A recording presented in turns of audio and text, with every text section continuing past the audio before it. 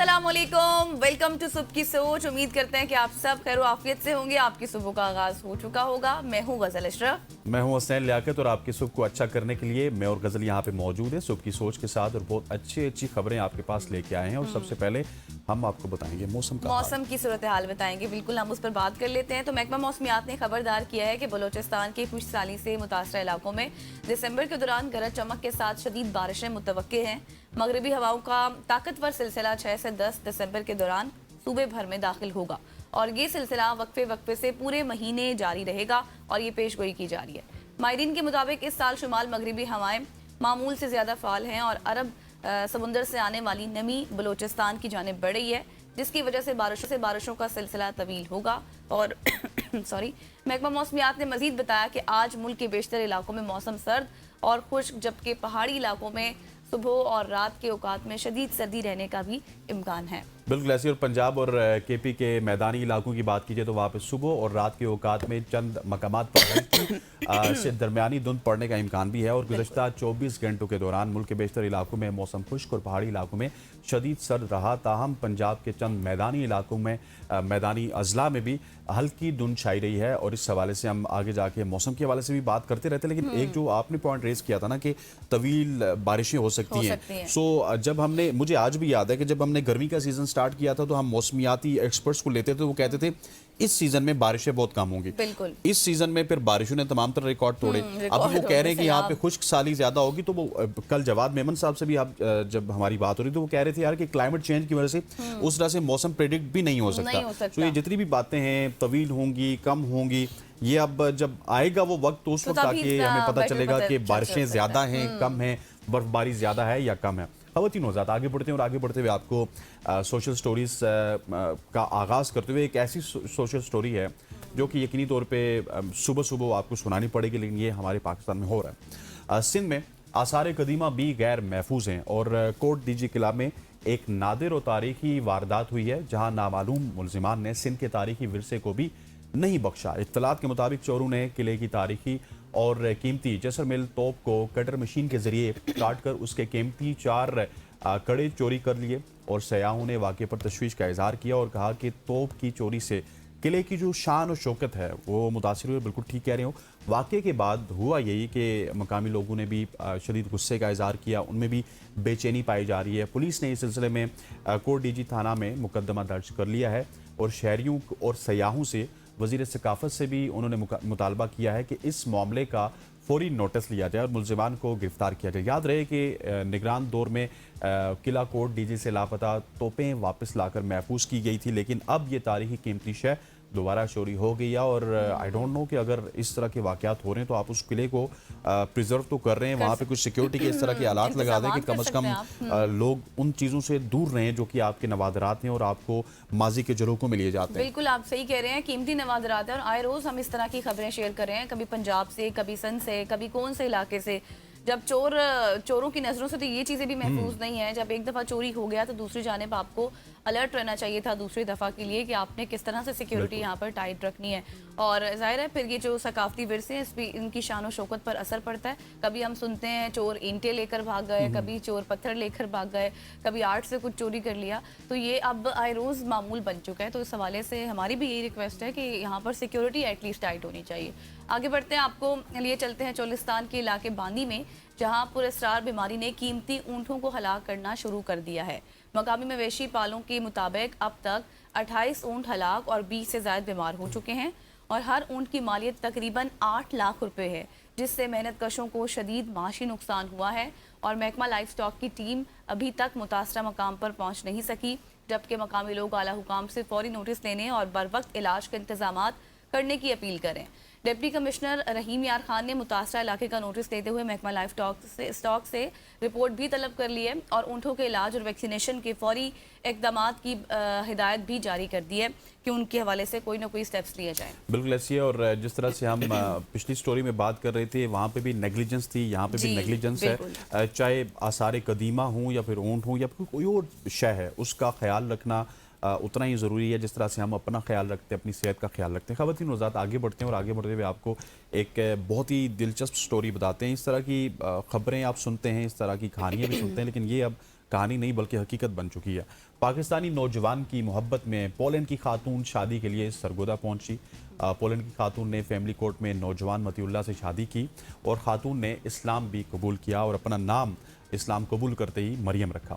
सरगोदा की तहसील बालवाल के इलाके मंजूर हयात के रिहायशी मतीउल्लाह नामी नौजवान के मुताबिक पोलैंड की रिहायशी खातून जिनका नाम मांगोर जाना, इसकी उन्होंने सोशल मीडिया पे उनसे दोस्ती की और दोस्ती मोहब्बत में तब्दील हुई और अब उन्होंने उनका नाम चेंज करके मरियम रखा है और उनका कहना है कि अपनी मर्ज़ी से मरियम का कहना है कि उन्होंने अपनी मर्ज़ी से पाकिस्तान आई हैं, अपनी मर्ज़ी से इस्लाम कबूल किया और शादी की और अपने खावन के साथ वो रहना चाहती हैं। मुझ पर किसी किस्म का कोई दबाव नहीं है और शादी और इस्लाम कबूल करना सब मेरी ज़ाती मर्ज़ी ज़ाती ख्वाहिश के मुताबिक हुआ है। बिल्कुल जी, हम मतीउल्लाह को और मरियम दोनों को शादी तो हर शख्स करता है, लेकिन जब आप आने वाले जो जोड़ा है या फिर आने वाली खातून है उसको साथ इस्लाम की दौलत से भी नवाजें, इस्लाम की दौलत से भी नवाजें, that is very important. Exactly, ये बहुत अच्छी और बड़ी खबर है जो आपके साथ हमने शेयर की है और हम अपने इस प्लेटफॉर्म से मरियम और मतीउल्लाह दोनों को हार्टफुल कॉन्ग्रेचुलेशंस करते हैं। आपकी शादी पे आप लोग खुश रहें, आबाद रहें और इन फ्यूचर हम आपको सुबह की सोच का हिस्सा भी बनते हुए देखेंगे। आगे बढ़ते हैं और आपको ये तो अच्छी खबर आपने आपको दे दी, लेकिन आगे बढ़कर हम आपको बताते हैं कि कितना बड़ा नुकसान हो चुका है। हमारा नहीं, दुनिया का, हमारा नहीं, ऑस्ट्रेलिया। बिल्कुल, पर्थ टेस्ट में ऑस्ट्रेलिया की हमें क्या हमने तो खबर देनी। पर्थ टेस्ट में ऑस्ट्रेलिया की जीत से क्रिकेट ऑस्ट्रेलिया का लाखों डॉलर्स का नुकसान हो गया है।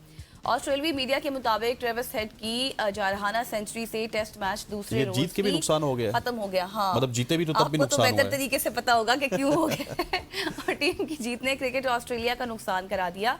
ऑस्ट्रेलवी जो मीडिया है उनके मुताबिक पहले से जो खसारे का शिकार क्रिकेट ऑस्ट्रेलिया थी, उनके अफसरान अफसुर्दगी के आलम में हैं और पर्थ टेस्ट 1921 के बाद पहला एशियंस टेस्ट है जो एशियस टेस्ट है सॉरी, जो 2 रोज में मुकम्मल हुआ है और अब क्रिकेट ऑस्ट्रेलिया को तीसरे और चौथे रोज की टिकटें क्रिकेट फैंस को वापस करना है। और एक मोहतात अंदाजे के मुताबिक क्रिकेट ऑस्ट्रेलिया को 2 मिलियन ऑस्ट्रेलवी डॉलर्स के नुकसान का सामना है। कुछ मीडिया रिपोर्ट्स में क्रिकेट ऑस्ट्रेलिया का मजमूई नुकसान 3 मिलियन ऑस्ट्रेलवी डॉलर्स बताया गया है और ऑस्ट्रेलिया मीडिया के मुताबिक ब्रॉडकास्टर्स कंपनियों का नुकसान ज्यादा तकलीफदेह बताया जा रहा है।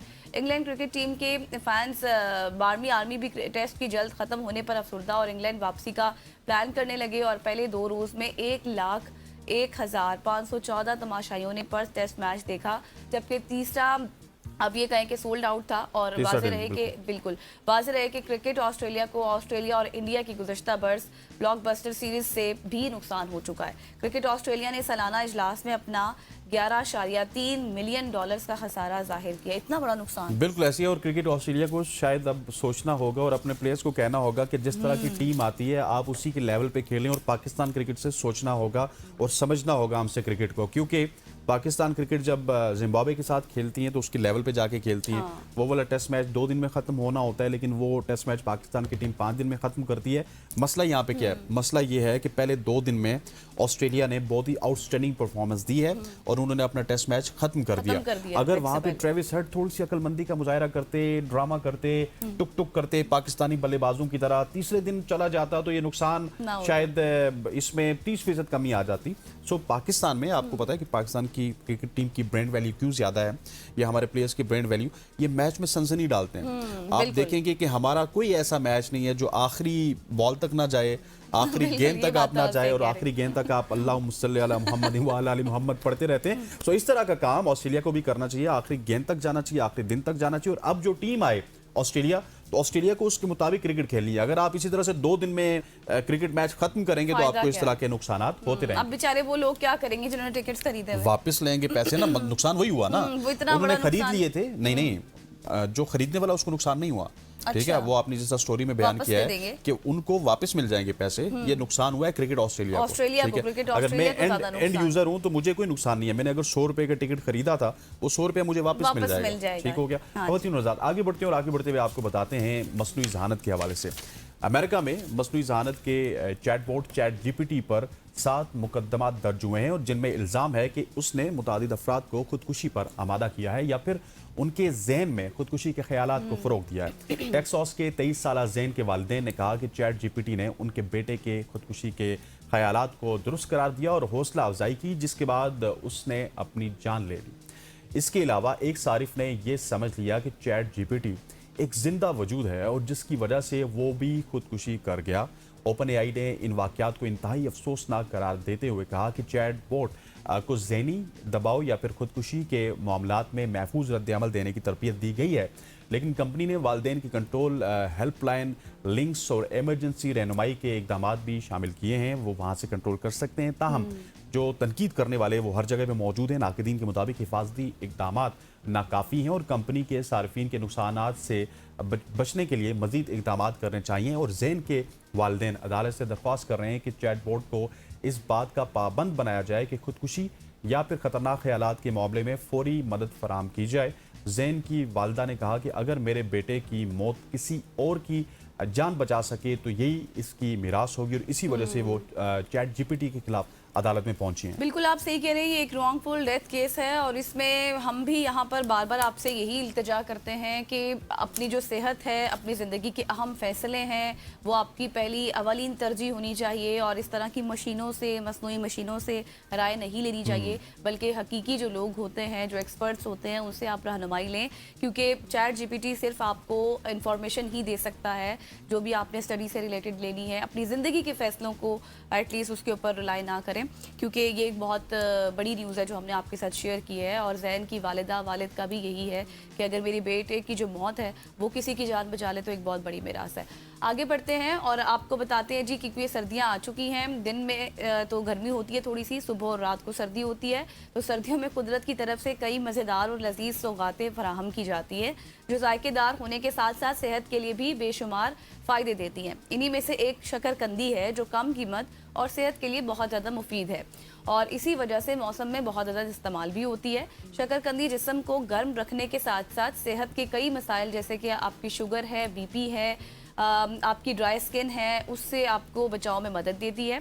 और शकरकंदी में सेहतमंद चिकनाई, potassium, vitamin C, iron, calcium, vitamin D और बी, इस तरह के जैसे आप देखें कि अहम ग़िज़ाई अज्जा पाए जाते हैं जिससे जिस्म में गर्माहट रहती है, दिल की सेहत को फ़रोग़ देने और क़ुव्वत मुदाफ़त जो है आपकी वो बढ़ाने से लेकर हाजमे में मदद करने में भी शकरकंदी सहारा देती है। लिहाजा अगली बार, ये मेरा मैसेज है आपको, जब आप अपने खाने में मनसूबाबंदी कर रहे हों तो सेहतमंद और मज़ेदार ग़िज़ा के साथ शकरकंदी को शामिल करना ना। बिल्कुल ऐसी है। शकरकंदी के हवाले से आपने देखा होगा डिफरेंट जगहों पे स्टॉल लगे होते हैं, आप वहाँ पे जा सकते हैं और बड़ा ही प्रिसाइज अंदाज में गज़ल ने आपको बताया कि क्योंकि ज़्यादा महंगा शौक नहीं है। अगर आप इसको पाल लेते हैं शकरकंदी को, अगर खाना आप पसंद नहीं भी फरमाते तो एक दफ़ा उसको खाइए, ट्राई कीजिए, आपको पसंद भी आएगी और ये आपकी सेहत के लिए बहुत अच्छा है। और छोटी छोटी चीज़ें होती हैं, आप अगर अपने मोहल्ले में जाएं, अपनी गली में जाएं या फिर अपने शहर में जाएं तो आपको आजकल तो हर जगह अवेलेबल है, शकरकंदी भी अवेलेबल है। मैं और बता रहा हूँ कि वो जो दाने देने वाले होते हैं, ठीक है जी, वो भी डिफरेंट मूंगफली देने वाले या फिर उसमें कॉर्न होता है,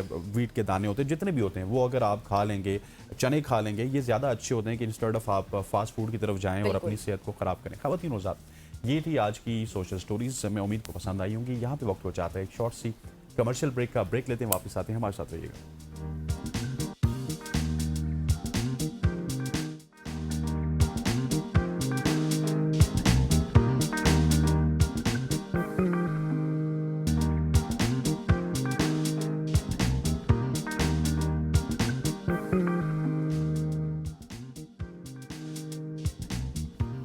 welcome back after the break. और अब कुछ बात कर लेते हैं मुल्क की सियासत में क्या कुछ हो रहा है। तो मुस्लिम लीग नून के ज़मीनी इंतखाबात में मैदान मार लिया है और उसके बाद नून लीग इन इलेक्शंस की रेफरेंडम इनको करार दे रही है।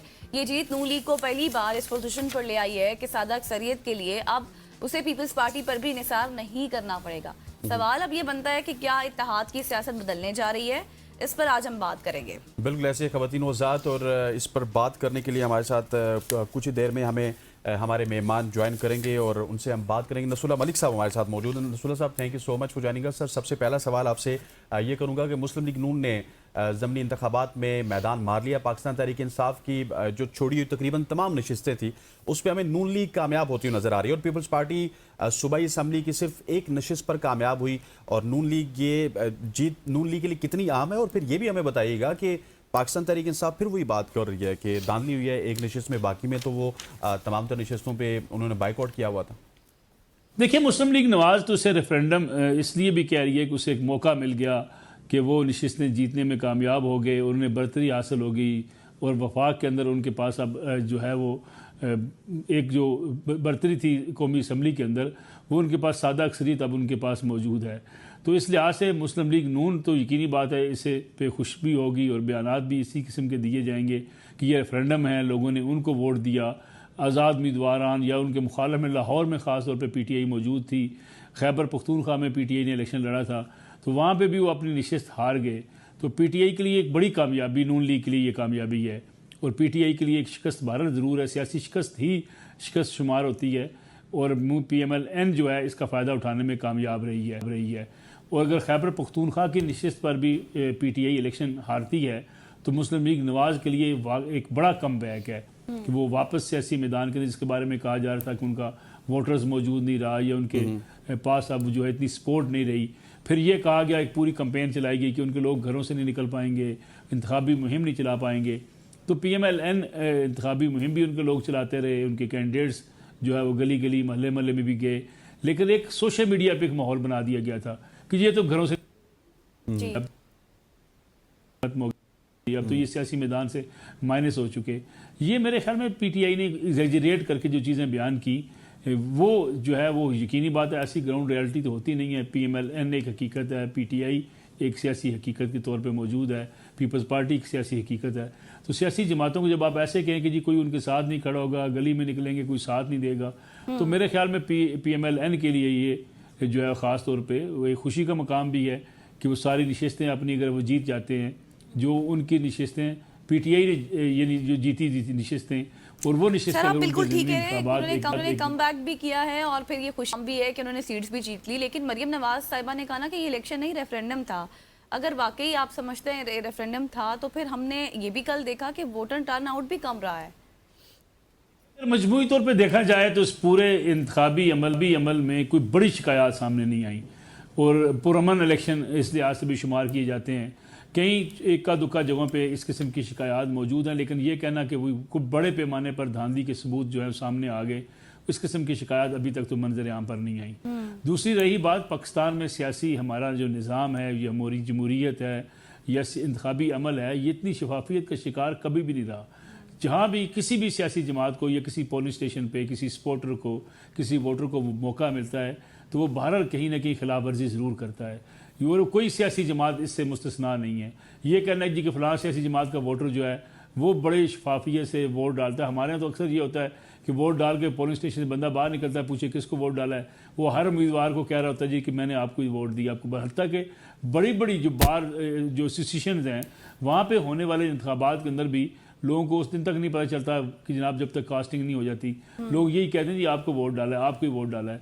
तो हमारे यहाँ ये शफाफियत या हमारे यहाँ जो है एक मजबूत सियासी इंतखाबी अमल, उसमें अभी तक कमी मौजूद है। इसलिए इस किस्म की शिकायत हर इलेक्शन में पैदा होती हैं, कभी ज़्यादा होती हैं, कभी कम होती हैं, और इसके ज़िम्मेदार हम जो है सिर्फ हुकूमती मशीनरी को या इलेक्शन कमीशन को नहीं ठहरा सकते।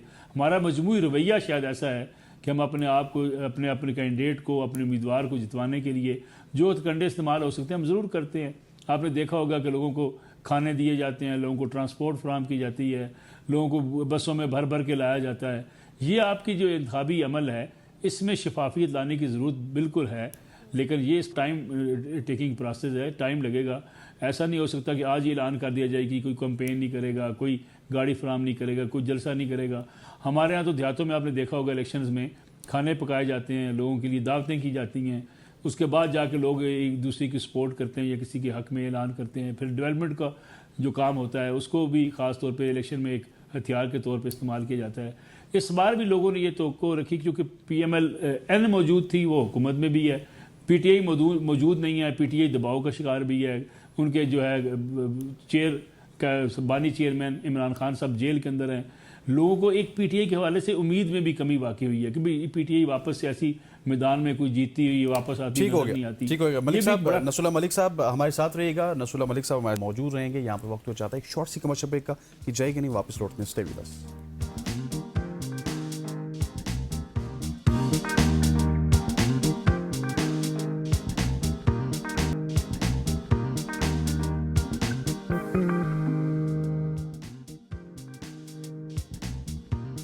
वेलकम बैक ख़वातीन और हज़रात। नसरुल्लाह मलिक साहब हमारे साथ मौजूद हैं। नसरुल्लाह साहब, मुझे ये बताइएगा कि इन ज़मनी इंतखाबात के बाद बहुत सारी चीज़ें अब क्रिस्टल क्लियर हो चुकी है। नून लीग को सादा अक्सरियत भी मिल चुकी है। अब वो पीपल्स पार्टी के ऊपर उस तरह से डिपेंडेंट भी आपको आने वाले दिनों में नज़र नहीं आएगी। हाँ, जो छोटे इत्तेहादी होंगे, अगर उनकी सपोर्ट नून लीग के पास होगी तो नून लीग कुछ भी कर सकती है। सो इन ज़मनी इंतखाबात के बाद क्या आपको लगता है कि इत्तेहादी जमातों के जो बाहमी रिश्ते हैं और इत्तेहाद के जो ढांचा है उसमें कोई तब्दीली आएगी? मुझे नहीं लगता कि पाकिस्तान पीपल्स पार्टी और PMLN के माबैन को दूरियां वाक़ई हो जाएंगी। अलबत्ता ये ज़रूर हुआ है कि सादा अक्सरियत के साथ मुस्लिम लीग नवाज़ जो है अब शायद मजबूर नहीं है कि वो पीपल्स पार्टी की हर बात माने, लेकिन पीपल्स पार्टी से दूर जाना, ये पीपल्स पार्टी से लड़ाई करना भी मेरा ख्याल है कि इस वक्त हुकूमत जो है वो मुस्लिम लीग नवाज़ ख़ास तौर पे अफोर्ड नहीं करती और शायद ऐसा होता हुआ नज़र भी नहीं आता। लेकिन पीपल्स पार्टी की जो थी कि जब तक हम साथ हैं हुकूमत है, वरना हुकूमत गिर जाएगी, पीपल्स पार्टी उस पोजीशन से 2 कदम पीछे आ चुकी है।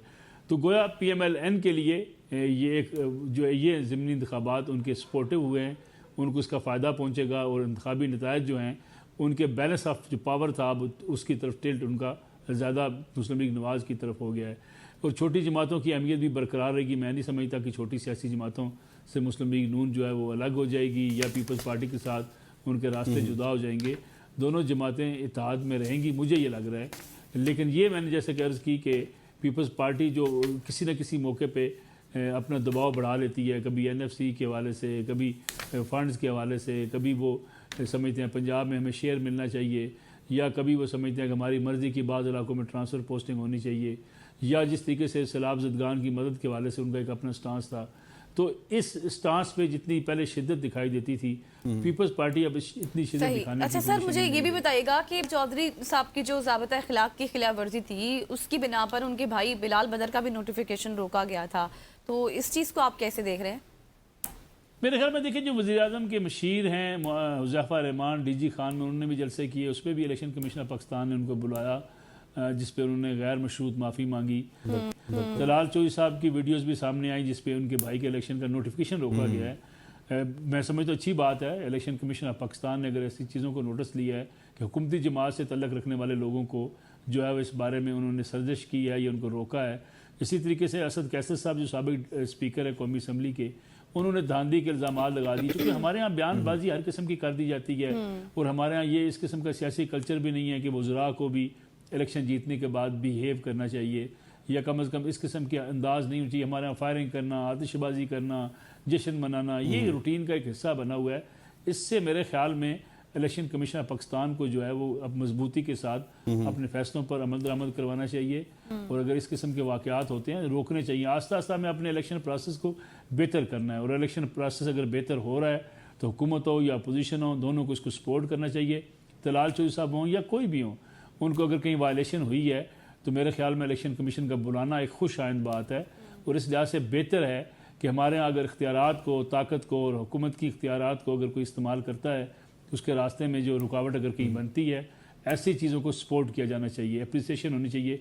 और दलाल चौधरी साहब को भी चाहिए कोई जाएँ इलेक्शन कमीशन पाकिस्तान के सामने पेश हों, अगर उन्हें गैर मशरूत माफ़ी मांगनी पड़े ज़रूर मांगें, अगर उन्हें अपनी वजाहत देनी पड़े ज़रूर वजाहत दें, लेकिन ये कल्चर ख़त्म होना चाहिए। सियासत में दुश्मनी भी नहीं होनी चाहिए, सियासत में जो है वो जीत पे इस किस्म का जश्न भी नहीं होना चाहिए कि अगले की दिल आज़ारी हो या अगले को तकलीफ़ पहुँचाई जाए।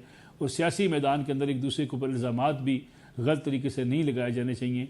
सियासी जो है सियासी जंग तक महदूद रहनी चाहिए। ज़ातियात की जंग या किरदार कुशी की जंग ठीक हो गया। नसरुल्लाह मलिक साहब हमारे साथ मौजूद थे। Sir thank you joining us, जो कि मुल्क की सियासत के ऊपर बात कर रहे थे और बड़ी प्रिसाइज अंदाज में उन्होंने इलेक्शन के ऊपर भी बात की और फिर हमें मुस्तकबिल का जो मंजरनामा है वो भी बताया कि नून लीग और पीपल पार्टी कभी भी आगे पीछे नहीं होंगे, कम से कम इस गवर्नमेंट की वो जब बात कर रहे थे। ख़वातीन नौज़ात, अब आपको एक और ज़बरदस्त सा पैकेज दिखाते हैं। हमारे यहाँ पाकिस्तानी कल्चर में आपको ये सबको मालूम है कि चप्पल का बड़ा एक कलीदी किरदार है, चाहे वो कप्तान चप्पल हो, चाहे वो पिशावरी चप्पल हो, या फिर किसी ज़माने में कुछ ड्राइवर हजरात या फिर आम लोग भी लगाते थे तिल्ले वाला चप्पल, जिस पे तिल लगा होता था। और वो चप्पल आज भी मशहूर है और आज अगर मियाँ वाली में देखिए या फिर बिल्कुल मगरबी पंजाब में देखिए तो वो कल्चर अभी भी हमें वहाँ पे उसी तरह से नजर आता है जो किसी ज़माने में हर जगह का वो कल्चर था कि वो तिल्ले वाली चप्पलियाँ पहनी जाती थी। इस हवाले से हमारे पास एक बहुत ही खूबसूरत पैकेज है, आपको सीधा मियाँ वाली लिए चलेंगे जहाँ पे हमारे साथ हमारे कॉरेस्पॉन्डेंट मौजूद होंगे चौधरी मोहम्मद आसिफ, उनकी रिपोर्ट देखते हैं। शहर में एक खास चीज खाना या रोजमर्रा की कोई चीज वजह शोहरत होती है। इसी तरह मियावाली में पहनने को सुनहरी और चांदी तिल्ले में सजी जूती, जिसे मकामी जबान में तिल्ले वाली खेड़ी कहते हैं, अपनी दीदा जेब डिजाइन और नफासत के लिए मशहूर व मारूफ है। मकामी कारीगरों की तैयार करदा ये जूती पहनने का रवाज कई साल पुराना है। यूं ये खेड़ी मियावाली का सकाफती विरसा भी है। शादी ब्याह की तकरीबात हो या मजहबी व सकाफती त्योहार, मियावाली के बासी तिल्ले से मुज़य्यन खेड़ी बड़े शौक से पहनते हैं। शहर की गली इमाम बारगाह वाली में तिल्ले वाली खेड़ी की बेशतर दुकानें मौजूद हैं, जिनमें से कुछ 50 साल पुरानी भी हैं, जो नस्ल दर नस्ल इस कारोबार से वाबस्ता है। मेवाली में सबसे पुरानी दुकानदारी मेरी है, 50 साल की। इसमें हर किस्म की जूती मिलती है, अपना वतनी भी मिलता है और चार सदे वाला मिलता है, मुल्तान वाला खुसा मिलता है। उसके बाद लावे की हर किस्म की जूती अच्छी और म्यारी और सस्ती मिलती। तिल्ले की क्वालिटी और डिजाइन के एतबार से मिलने वाले ऑर्डर पर तैयार करदा खेड़ी की कीमत 4,000 से 1.5 लाख रुपए तक भी है, और इस किस्म की खेड़ी ज्यादातर शादी ब्याह के मौकों पर दूल्हे के लिए तैयार करवाई जाती है। मियावाली में लावा, कमर और चार सद्दा डिजाइन की खेड़ी बेहद मकबूलियत की हामिल है। मजहबी त्यौहार हो या फिर शादी ब्याह की तकरीबात हो, मियावाली के शहरी तिल्ले वाली खेड़ी बड़े शौक से पहनते हैं और अपने दोस्त अहबाब को तहाइफ के तौर पर भी भिजवाते हैं। कैमरामैन मोहम्मद बिलाल के साथ Chaudhry Mohammad Asif Farai, ABN news, Mianwali. Thank you so much Chaudhry Mohammad Asif sahab, बहुत ही खूबसूरत पैकेज था आपका। मजा आया और वैसे चपली हाँ, देख के, और वो चप्पल पुराने देख के। जमाने के जोरों में चलेगी, क्योंकि हमारे यहाँ ये चपली शायद उस तरह से अब प्रोड्यूस नहीं होती या फिर, लेकिन अक्सर कभी हाँ। उन लोगों को देखा जाए ना जो शादी ब्याह पर आते हैं, जो गांव की साइड से आते हैं, मैंने ये चपली देखी है, लोग बड़ी शौक से अच्छा, पहना मैं करते अभी भी थे। देखती हूँ लोगों को पहने हुए, और कॉन्सेप्ट है अभी भी लोगों में, जो लोग पुराने जमाने के हैं या फिर जो इससे शौक रखते हैं, ऐसा उनको अभी भी शौक होता है और वो इसको वेयर करते हैं। तो जी इसके साथ यहाँ पर लेंगे एक शॉर्ट सी ब्रेक, वापस आएंगे, स्टे विद अस।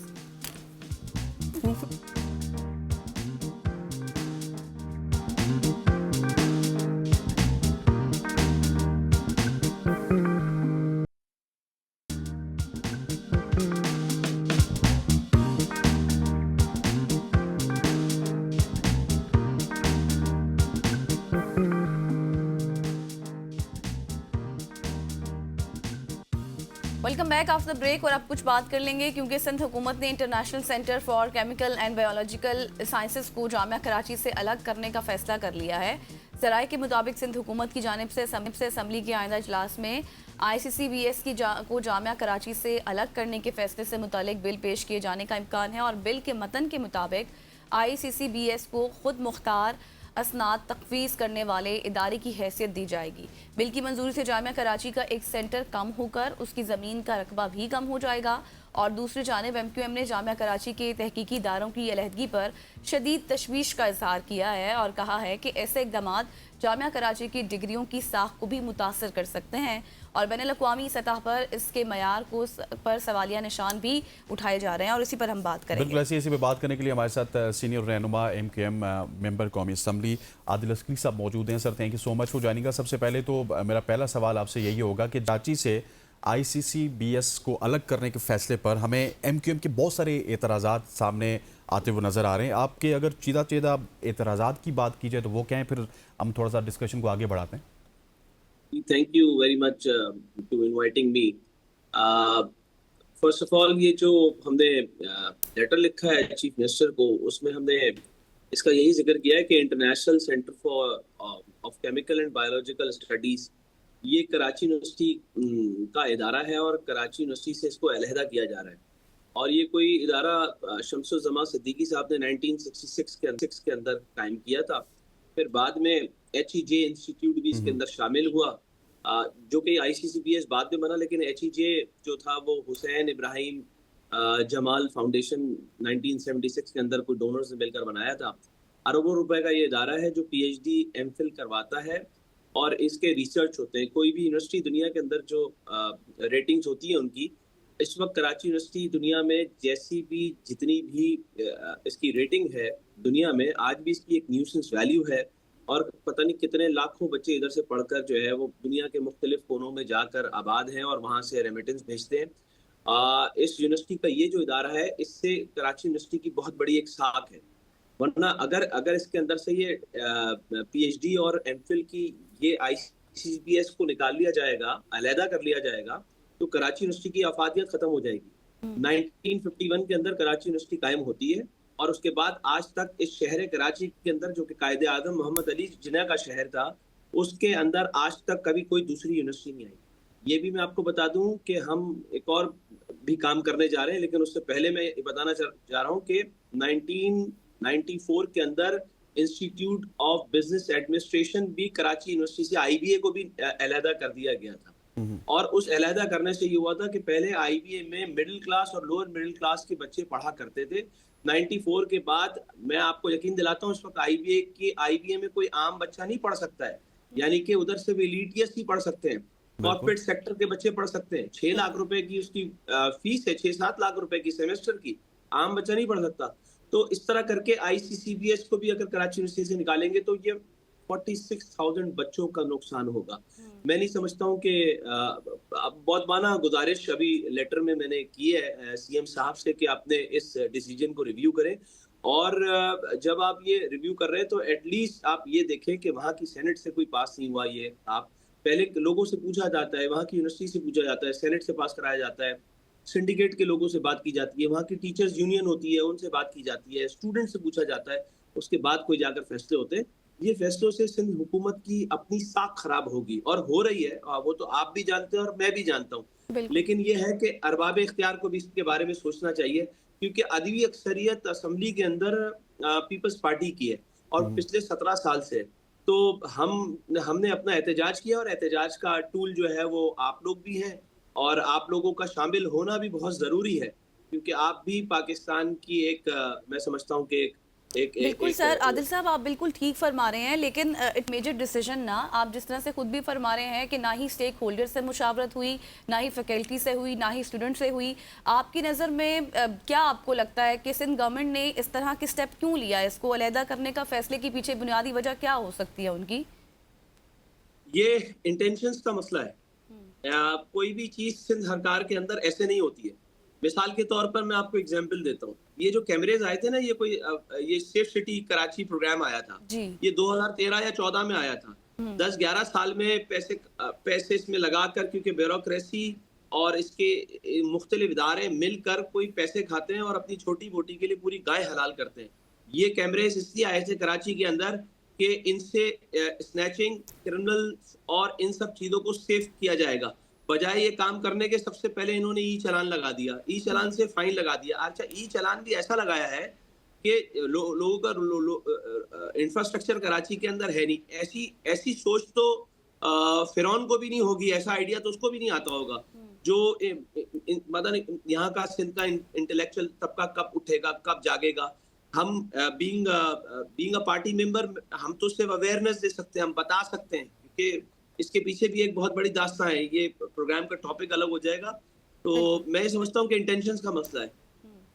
अच्छा अस्करी साहब, आप कह रहे हैं इंटेंशन का मसला है, लेकिन मुझे ये बताइएगा कि अगर लेट सपोज, जिस तरह आपने आईबीए की मिसाल दी, बड़ी अच्छी मिसाल आपने दी है बाय द वे, कि वो अब गरीब आदमी की पहुंच से दूर हो चुका है, 7-8 लाख रुपए सेमेस्टर की फीस है, और आईबीए से जो भी स्टूडेंट निकलता है सबको पता होता है या किसी इंडस्ट्रियलिस्ट का बेटा है या कोई कॉर्पोरेट सेक्टर में कोई बड़ा शख्स है वो। अब ये जो आईसीसीबीएस है, इसको भी इसी वजह से अलग किया जा रहा है कि इसको इसी तरह से महंगा कर दिया जाए और जो आम स्टूडेंट है वो इसके अंदर दाखिल ना हो सके। मेरा गुमान है ऐसा, मेरा गुमान है, क्योंकि कोई भी काम आप जानते हैं ना, कोई भी यहाँ पर सिंध सरकार के अंदर कोई भी काम होता है तो वो बगैर किसी ऐसी कोई ना कोई इसके पीछे इंटेंशंस होती हैं, और वो इंटेंशन मैं भी यही समझता हूँ। वरना जरूरत क्या है? कराची यूनिवर्सिटी, एक तो कराची यूनिवर्सिटी के 46,000 बच्चों का मुस्तकबिल है, दूसरा ये है कि कराची यूनिवर्सिटी की अपनी रेटिंग है, तीसरा ये है कि कराची यूनिवर्सिटी के सेनेट, सिंडिकेट, वहाँ के किसी लोगों से नहीं पूछा गया, चौथा ये है कि ऐसी क्या वजूहत है? आपके पास सूबा सिंध का मतलब यहाँ दूध की नहरें बह रही हैं और मसले खत्म हो गए हैं जो आप कोई ना कोई इंटेंशन है। पहले मुराद अली शाह के वालिद साहब ने, अब्दुल्ला शाह साहब ने 1994 के अंदर IBA को अलहदा किया था। अब मैं मुराद अली शाह साहब आपके चैनल के थ्रू भी रिक्वेस्ट करूंगा, ये जो लेटर लिखा है आपको इस पर रिव्यू करें, और कोशिश करूंगा अगर आप ये नहीं करेंगे तो हम कोर्ट में भी कोशिश करेंगे, कोर्ट में जाकर टीचर्स के साथ मिलकर इस पर रेजिस्ट करें, स्टूडेंट्स के साथ बैठकर इस पर रेजिस्टेंस लाएं और कोशिश करें। जब फैसले जो हैं वो इस बुनियाद पर होंगे तो मैं और भी अरबाब इख्तियार से भी रिक्वेस्ट करूंगा कि इसमें इंटरवीन करें और इसको रोकने की पूरी भरपूर कोशिश करेंगे। और इसमें इनके ईगो का मसला नहीं है, और ऐसे तो ईगो हमारा भी बड़ा हट होता है, लेकिन हम अपने लोगों के मसाइल के लिए अपने ईगो को नीचे लाकर इनके साथ कोशिश करते हैं कि बैठकर कोई रास्ता निकल जाए कोई अपने लोगों के लिए, क्योंकि इतनी अक्सरियत जो असेंबली में होती है, जहाँ अक्सरियत होती है वहाँ फैसले होते हैं। यहाँ अक्सरियत नहीं है, यहाँ पर ये शहर या अर्बन सिटी जो है वो उसकी डायनेमिक्स और उसकी पॉपुलेशन और उसकी चीज़ें ऐसी हैं कि हम पूरी जिंदगी भी 20,000 बच्चे और इस शहर कराची के MQM के लोगों को शहीद कर दिया जाए, उसके बावजूद भी हम अक्सरियत नहीं पा सकते हैं। लेकिन हम हमारी उम्मीद है, होप है कि आइंदा के 2, 4, 6 महीने में कराची के लिए बहुत ही अच्छे फैसले होने जा रहे हैं। और ये जो गड़ा इन्होंने खोदा है, चाहे वो चालान का हो या नंबर प्लेट्स का हो या ICCBS का हो, तो मैं समझता हूँ, मुझे अल्लाह ताला की ज़ात पर पूरा यकीन है कि अल्लाह ताला इस शहर के लिए बड़ी बेहतरी करेगा। सही। अच्छा सर, मैं इसी सवाल की तरफ आ रही थी जिसका आपने अभी जिक्र किया कि अगर विड्रॉ हो जाता है ये डिसीजन, जिस तरह से आपने लेटर लिखा, मौदमाना गुजारिश की, तो अगर फिर भी नहीं माना जाता तो MQM के नेक्स्ट स्टेप क्या होंगे, जिसका आपने जवाब दिया कि आप कोर्ट में जा सकते हैं, रेजोल्यूशन डालेंगे, फिर रेजोल्यूशन डालेंगे। सर मेरा रेजोल्यूशन पास नहीं होती फिर कोर्ट में जाएंगे। तो सर आपको लगता है कि जिस तरह आज ICCBS को अलहदा करने की बात हो रही है, तो इन फ्यूचर हमें मजीद इदारे भी अलग होते नजर आएंगे? फिर मजीद इदारों का तो मतलब इस तरह, ये वैसे तो पब्लिक प्राइवेट पार्टनरशिप के नाम पर एक ढोंग रचाया जा रहा है। सिंध के अस्पताल जो है वो पब्लिक प्राइवेट पार्टनरशिप पर NGOs को दिए जा रहे हैं, फिर NGOs को फंडिंग की जाती है, तो हल्के हल्के गरीब और मिडिल क्लास का इस्तेसाल बहुत तेजी से होगा, क्योंकि एलीट माइंडसेट के जो लोग होते हैं उनका एक तरीका वारदात होता है, और चूंकि वो मिडिल क्लास नहीं होते, वो आम आदमी जैसे नहीं होते, उन्होंने बसों में सफ़र नहीं किया होता, उन्होंने ट्यूशन पढ़ाकर तालीम हासिल नहीं की होती, उन्होंने वो मुश्किलात नहीं देखी होती, तो मैं समझता हूँ कि ये मेरी पार्टी का भी बड़ा रोल है कि वो आज तक अपने असूलों से बाज नहीं आती है और हमेशा मिडिल क्लास और लोअर मिडिल क्लास के पढ़े लिखे लोगों को असलियों में भेजती है। यही उसकी शायद सजा है। बिल्कुल। और हम ये गुनाह और ये हम गुनाह और ये हम जुर्म करते रहेंगे जब तक हम हैं। ये जनरेशन नहीं होगी तो उसकी अगली जनरेशन होगी, ये लड़ाई तो चलती रहेगी और हम अपनी आवाज़ भी उठाते रहेंगे। हम अपनी आवाज़ को उठाते रहेंगे, ये कहना है आदिल अस्करी साहब का। Sir thank you so much for joining us. सुबह की सोच में आप हमें वक्त दिया और इस अहम इशू के ऊपर बात की। ख़वातीन और ज़ात, यहाँ पे वक्त हो जाता है शॉर्ट सी कमर्शियल ब्रेक का। ब्रेक लेते हैं, वापस आते हैं, हमारे साथ रहिएगा।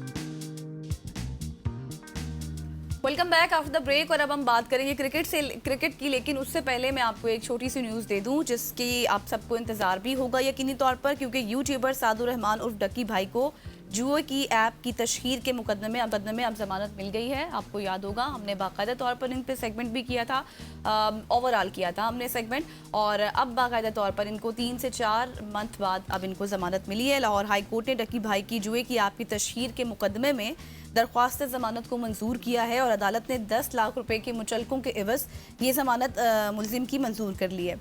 इसके साथ साथ डक्की भाई की दरख्वास्त जमानत पर फैसला ये सुनाया गया है कि दरख्वास्तकार की जानिब से वकील इमरान छदड़ और शहरयार बुराइया अदालत में पेश हुए और बाकायदा तौर पर दलाइल दिए गए, और दलाइल देने के बाद आफ्टर 4 मंथ अगस्त में ये इनके हवाले से बातचीत चल रही थी और अब है नवंबर, तकरीबन 4 मंथ बनते हैं और 4 मंथ बाद अब इनको बाकायदा तौर पर जमानत मिल गई। बिल्कुल ऐसे डक्की भाई के बहुत सारे फैंस भी हैं, सो उनके फैंस यकीनी तौर पे खुश होंगे और वो डक्की भाई के नए व्लॉग का इंतजार भी करेंगे और हम उम्मीद करते हैं कि वो अपने नए व्लॉग में जो 3 महीने का वक्त है जेल में वो कैसे गुजरा है, जहाँ पे ना घर वाले थे, ना रूप थी, ना वो माहौल था।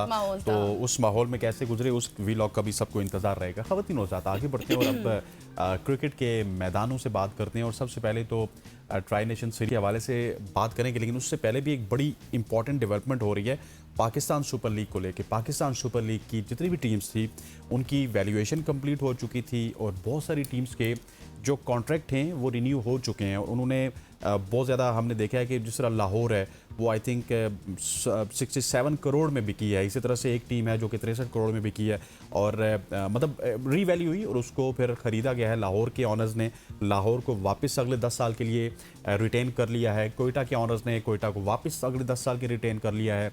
पेशावर के ऑनर ने उसको वापस रिटेन कर लिया। अब बात रह गई है कराची की और इस्लामाबाद की, और ख़बरें ये हैं कि कराची और इस्लामाबाद भी वापस रिटेंशन की तरफ जाएंगे। लेकिन सबसे बड़ा सवाल यह है कि क्या होगा अली खान तरीन का, जहांगीर खान के जो फर्जंद हैं, तो उस हवाले से अभी तक फैसला नहीं हुआ कि क्या उनको रिन्यूअल मिलता है, रिटेंशन मिलती है या नहीं मिलती। ये फैसला पाकिस्तान क्रिकेट बोर्ड ने करना है और अली खान तरीन ने करना है। और दूसरी तरफ हम जाके आगे बात करेंगे श्रीलंका, पाकिस्तान और जिम्बाब्वे के दरमियान जो ट्राई नेशन सीरीज़ है इस वक्त जारी है और आज बड़ा इंपॉर्टेंट मुकाबला है श्रीलंका और जिम्बाब्वे का। और आज का मुकाबला मेरे हिसाब से ये डिटरमिन करेगा कि कौन सी टीम है जो कि पाकिस्तान के खिलाफ टकराएगी, क्योंकि जिम्बाब्वे की परफॉर्मेंसेस भी ठीक रही है। श्रीलंका के खिलाफ तो वो जीती है, लेकिन अब एक दफ़ा फिर अगर वो श्रीलंका से हार जाती है तो फिर बड़ा इंटरेस्टिंग हमें पॉइंट्स टेबल देखने को मिलेगा, क्योंकि पाकिस्तान ऑलरेडी फाइनल के लिए क्वालिफाई कर चुका है। इसी तमाम तर इशूज़ के ऊपर बात करेंगे और सबसे पहले हम चलेंगे राना साजिद साहब हमारे साथ मौजूद हैं। में ज्वाइन कर लिए। Thank you so much sir for your time. सबसे पहले जिस तरह से हम जिक्र कर रहे थे कि आज की बात कर लेते हैं, अगर आज श्रीलंका वैल्यूएशन की बात ना कर ले, पहले वैल्यूएशन की बात कर लेते हैं। गजल से हमने इजाजत ले ली है। अच्छा सर, मुझे ये बताइएगा कि लाहौर, पेशावर और उसके साथ साथ कोयटा की अभी तक नोटिफिकेशन आ चुकी है, उन्होंने अपना रिन्यू कर लिया कॉन्ट्रैक्ट। कितनी बड़ी खबर है, क्योंकि वैल्यूएशन बहुत ज़्यादा थी, कीमत बहुत ज़्यादा की गई है फ्रेंचाइजीज़ की, लेकिन उसके बावजूद भी जो पुराने फ्रेंचाइजी थे उन्होंने फ्रेंचाइजीज़ को रिटेन भी किया, रिन्यूअल भी किया उनका, और सारी चीज़ें उसी तरह इंटैक्ट रहेंगी। बिल्कुल, बहुत शुक्रिया, thank you so much Hussain आपका प्रोग्राम में इनवाइट करने के लिए। और ये डेफिनेटली बहुत बड़ी डेवलपमेंट है और PSL सीजन 11 से पहले ये सारे जो है वो जो वैल्यूएशन थी कंप्लीट करनी थी। और इसमें ये कोई दो राय नहीं है कि लाहौर कलंदर या फिर पेशावर ज़ल्मी और कराची किंग्स की बात कर लें, आप साथ साथ इस्लामाबाद यूनाइटेड भी और साथ कोयटा की बात कर लें, ये 5 वो फ्रेंचाइजियां थी जो कि डेफिनेटली इनमें से बहुत ज्यादा लॉसेस में नहीं थी कोई भी। और जो सबसे बड़ा क्वेश्चन मार्क था वो मुल्तान सुल्तान का, जिसके ऊपर जो है वो बहुत से क्वेश्चंस अभी भी जो है बाकी हैं। और लाहौर और पेशावर ज़ल्मी की सबसे ज्यादा फैन फॉलोइंग और सबसे ज्यादा देखी जाने वाली फ्रेंचाइज और व्यूअरशिप के हिसाब से भी वो टॉप पे रही है। तो ये रिटेंशन मतवक्को थी कि ये सारी चीजें जो है एज पर शेड्यूल होंगी। और डेफिनेटली इसमें जो 10 साल का जो एक टेन्योर था उसको जो है वो एक फर्म ने जिस तरह उसको थोड़ा सा उसके हिसाब से वो सारी चीजें इवैल्यूएट की, उसके बाद ये अब इसको थोड़ा सा प्रोसेस को प्रोलॉन्ग भी किया गया। उसकी रीजन बेसिकली यही है कि अली खान तरीन जिसकी बात की जा रही है कि मुल्तान सुल्तान उनके पास रहेगी या नहीं, क्योंकि वो लीगल नोटिस उनका फाड़ना और उसके बाद फिर उनकी जो मीडिया पे आके जो है वो कम्युनिकेशंस वो बहुत से क्वेश्चंस रेज कर रही है। और उन्होंने अगेन जो है वो एक दफा फिर से क्वेश्चन रेज किया कि मैं अच्छा साजिद, मैं इसी तरफ आ रही थी, आपसे यही पूछना था। जब हसनैन ने पहले सवाल किया तो फिर अभी आपने भी जिक्र किया, अब अली खान तरीन की मुल्तान सुल्तान का बनेगा क्या फिर फ्यूचर होगा? बिल्कुल, ये मुल्तान सुल्तान वालों के लिए भी स्पेशली बहुत ज्यादा जो है इस वक्त सूरत हाल बनी हुई है, क्योंकि मुल्तान एक ऐसा रीजन है जहाँ पे क्रिकेट का बहुत ज्यादा अभी हमें देखने में मिल रही है और मैचेस भी हो रहे हैं। और अली खान तरीन ने खुद ही पिछले दिनों जो है मीडिया पर टॉक करते हुए बात कही थी कि हम जो है इसके लिए हर हाल तक कोशिश करेंगे और हम इवन उन्होंने ये तक भी कहा था कि हम इसको लीगली भी प्रोसीड करेंगे अगर हमें जो है इसका जो है ड्रॉप नहीं दिया गया। और आपको याद होगा इससे पहले ये डेट थी 15 दिसंबर तक, जिसको अब एक्सटेंड करके जन तक जो है वो लेके जाया गया। और उसके पीछे रीजन भी यही नजर आ रही है कि कहीं ना कहीं ये मामला जो इसको जो है सेटल डाउन करने की कोशिश की जा रही है, क्योंकि मुल्तान सुल्तान ने विथड्रॉ नहीं किया। मतलब वो ये ऑप्शन भी रख रहे हैं कि हम रीबिडिंग पे भी जा सकते हैं और डेफिनेटली वो लॉसेस की भी बात कर रहे हैं जिस अंदाज से उनको, क्योंकि ये PSL की सबसे लास्ट फ्रेंचाइजी जब स्टार्ट हुई थी 5 फ्रेंचाइजी थी और ये छठी जो है बाद में ऐड हुई थी और ये थ्रू आउट जो है वो लॉसेस में रही है। लेकिन इसके साथ साथ यहाँ से इस खित्ते से में टैलेंट भी और बहुत से लोग भी वो सामने आए और अली तरीन की एक पॉजिटिव चीज यही रही है, तो उन्होंने यही कहा कि हम क्रिकेट के डेवलपमेंट के लिए हमेशा से काम भी करते आ रहे और करते भी रहेंगे। और इसके हवाले से उन्होंने कहा पीसीबी को अगर हमें पीएसएल इंतजामिया को जिस तरह से वो बुजदार से भी जो है वो जोड़ते हैं और कहते हैं कि जिस अंदाज से वो लेके चल रहे हैं उनको इतराजात है और इतराजात उन्होंने जो है खुलेआम वो सबके सामने रखे, तो उसका जो है वो तहफ़्फ़ुज़ात दूर करने के लिए कहीं ना कहीं जो है वो इनसाइडर जो है मीटिंग्स भी चल रही हैं और इस मामले को सेटल ऑन भी किया जा रहा है, क्योंकि इसके साथ ही 2 और जो है फ्रेंचाइज जो कि ऑलरेडी पीएसएल इंतजामिया इसके सिटीज। लेकिन देखिए दो फ्रेंचाइजीज की तो हम बाद में बात करेंगे। राना साहब मुझे सिर्फ ये बताइएगा कि अगर मामला तय पाएंगे अली खान तरीन के साथ, तो मेरा ख्याल है कि अली खान तरीन भी तो कॉन्ट्रैक्ट की खिलाफ वर्जी कर रहे हैं। जब आप इतनी बड़ी फ्रेंचाइज के साथ, फ्रेंचाइज के ऑनर हैं, इतनी बड़ी लीग है, प्रॉबेबली दुनिया की दूसरी या तीसरी बड़ी लीग है पाकिस्तान सुपर लीग, अगर मैं ये कहूँ तो गलत नहीं होगा, और उसमें आप अपनी लीग की मतलब वो तमाशा उड़वा रहे हैं पूरी दुनिया में और उनकी जो ट्वीट्स हैं वो पूरी दुनिया में वायरल होती हैं, अपना ही पाकिस्तान सुपर लीग का ब्रांड तबाह कर रहे हैं। सो अली खान तरीन के साथ अगर कोई निगोसिएशन होगी तो सबसे पहले तो उनके बिहेवियर के ऊपर होगी ना कि यार आप भी अपना बिहेवियर थोड़ा सा ठीक कर लें।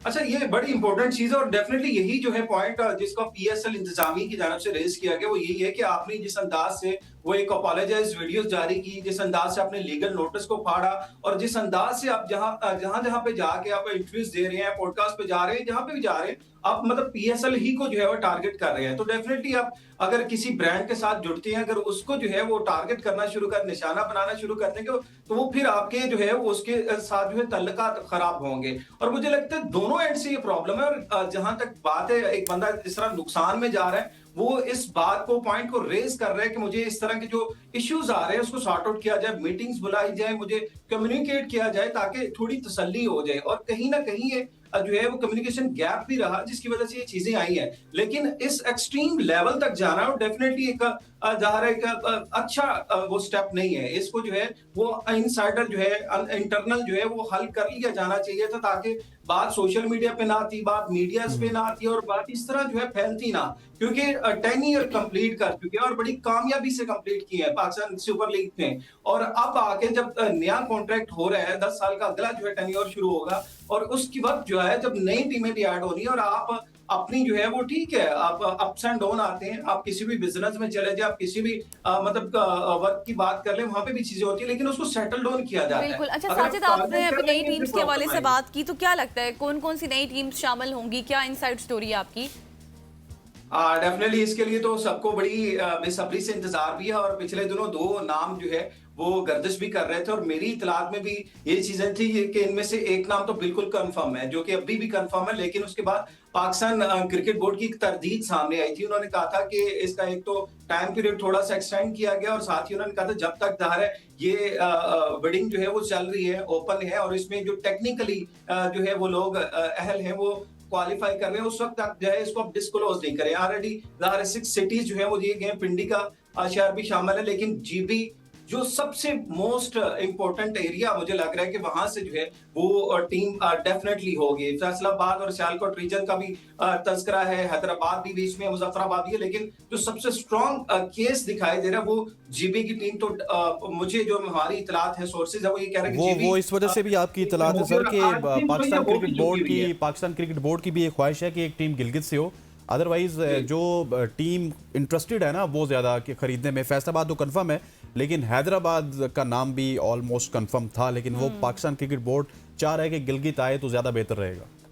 उसकी रीजन उसमें ये भी है कि आप देखें कि इसका जो है वो दायरा कार थोड़ा सा जो है वो वसी किया जा रहा है ताकि पूरे एक कंट्री की कंट्रीब्यूशन भी आ जाए, मतलब पूरे मुल्क की जो है नुमाइंदगी आए, ताकि लोगों को ये ना लगे कि जस्ट इस तरह अब पंजाब से 2 टीमें ऑलरेडी हैं और इस्लामाबाद की टीम भी फेडरल में आ जाती है, लेकिन रीजन तकरीबन सेम ही बन जाता है, मुल्तान और लाहौर की टीम है। तो इसलिए जीबी को कवर करना आई थिंक सो ये एक अच्छा साइन है कि चले आपकी एक मजीद जो है वो वहां से भी जो एक नुमाइंदगी भी आ जाएगी। और फैसलाबाद की जिस तरह आपने बात की, फैसलाबाद से तो ऑलरेडी ये चीजें बहुत पहले से जो है वो ऑन हो चुकी थी, लेकिन वही बात है कि अभी तक इसके ऊपर जो है वो वर्क जा रहा है और यही 2 नाम जो है फाइनल भी हुए थे, जीबी का और जो है फैसलाबाद का। लेकिन साथ साथ जो है पीसीबी ने जब इसके ऊपर जो है वो अपना अलामियत जारी किया, उसके बाद थोड़ा सा टाइम ज़ाहिर है वो चल रहा है, और इसके बाद ऑफिशियली जब ओपन कर दी जाएंगी तो आई थिंक सो कि इन्हीं में से जो है वो टीम्स फाइनल हो जाएंगी। अच्छा, अब साजिद अब थोड़ा सा आगे बढ़ते हैं, आज की बात कर लेते हैं। आज का मैच भी काफ़ी इंपॉर्टेंट है श्रीलंका और जिम्बाब्वे के हवाले से। अगर फाइनल दौड़ की बात करें तो उस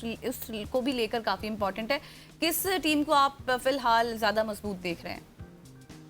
अच्छा, श्रीलंकन टीम बिल्कुल अनप्रडिक्टेबल रही है थ्रू आउट इस दौरे में, और मुझे लग रहा है कि उसके जो इंटरनल प्रॉब्लम्स है ना वो काफी ज्यादा इश्यूज क्रिएट कर रहे हैं श्रीलंकन की परफॉर्मेंस के ऊपर भी।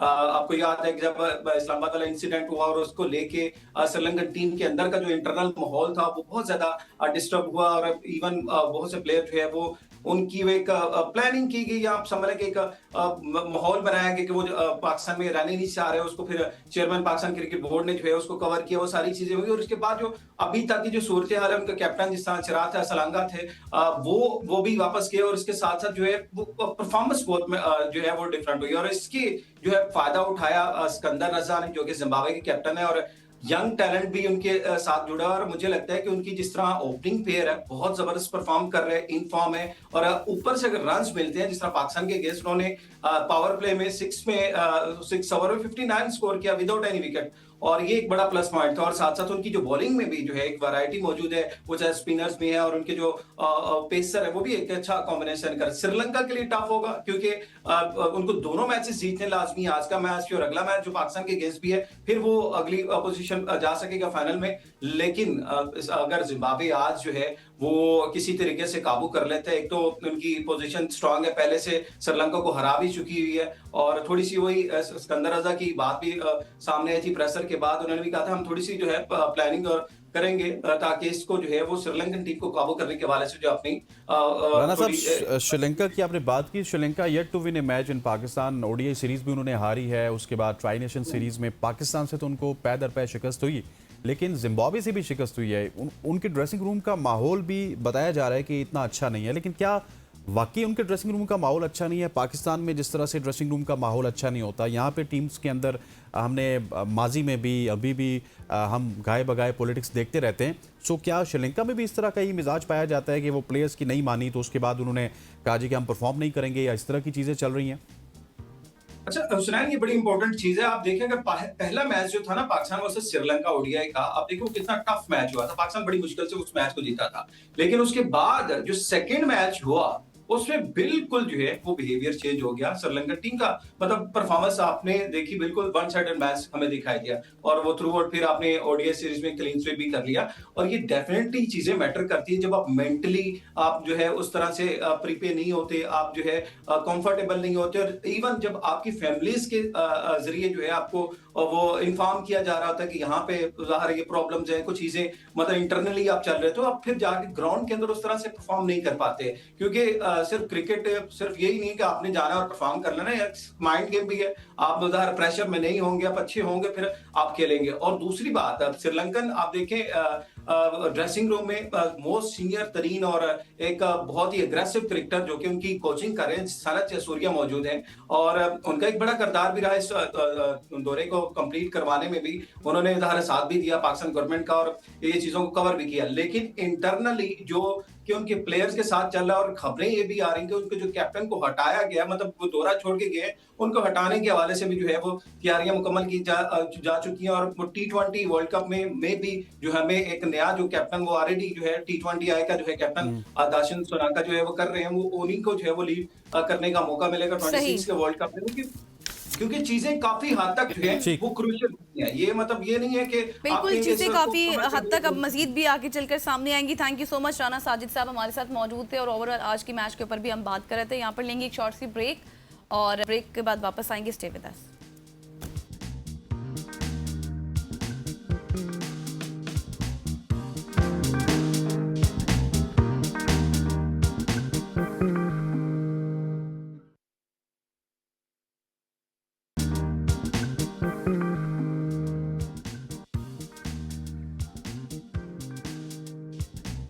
Welcome back. ख़वातीन वज़ात, आज दुनिया भर में ख़वातीन के खिलाफ तशद्दुद के खात्मे का आलमी दिन मनाया जा रहा है, और इस दिन का मकसद ये है कि आपको याद दिलाना कि ख़वातीन पर हर तरह का तशद्दुद, चाहे घर में हो, काम की जगह पे हो, मुआशरे में हो, उसको ख़त्म होना चाहिए। और ख़वातीन के तशद्दुद के हवाले से हमने देखा है कि पाकिस्तान में हर ऐब में बहुत सारे काम हुए हैं और बहुत सारी ऑर्गेनाइजेशन इस हवाले से काम कर रही हैं, पाकिस्तान की गवर्नमेंट इस हवाले से काम कर रही है और पाकिस्तान में मुख्तलिफ सोसाइटीज़ हैं जो इस हवाले से काम कर रही हैं और हमने इसमें काफ़ी कमी भी देखी है। लेकिन आज ये दिन इसी वजह से मनाया जाता है कि हमने उस सबक को रिवाइज़ करना है कि ये जो ख़वातीन के ख़िलाफ़ तशद्दुद होता है ये ना हो और इसके अंदर जितनी भी कमी हम ला सकते हैं माशरे के तौर पे, इंडिविजुअल के तौर पे, वो हम लाते रहें। बिल्कुल आप सही कह रहे हैं और इसी पर बात करने के लिए आज इन स्टूडियो हमें ज्वाइन है डॉक्टर अकीला आसिफ साहिबा। Thank you so much madam for your time.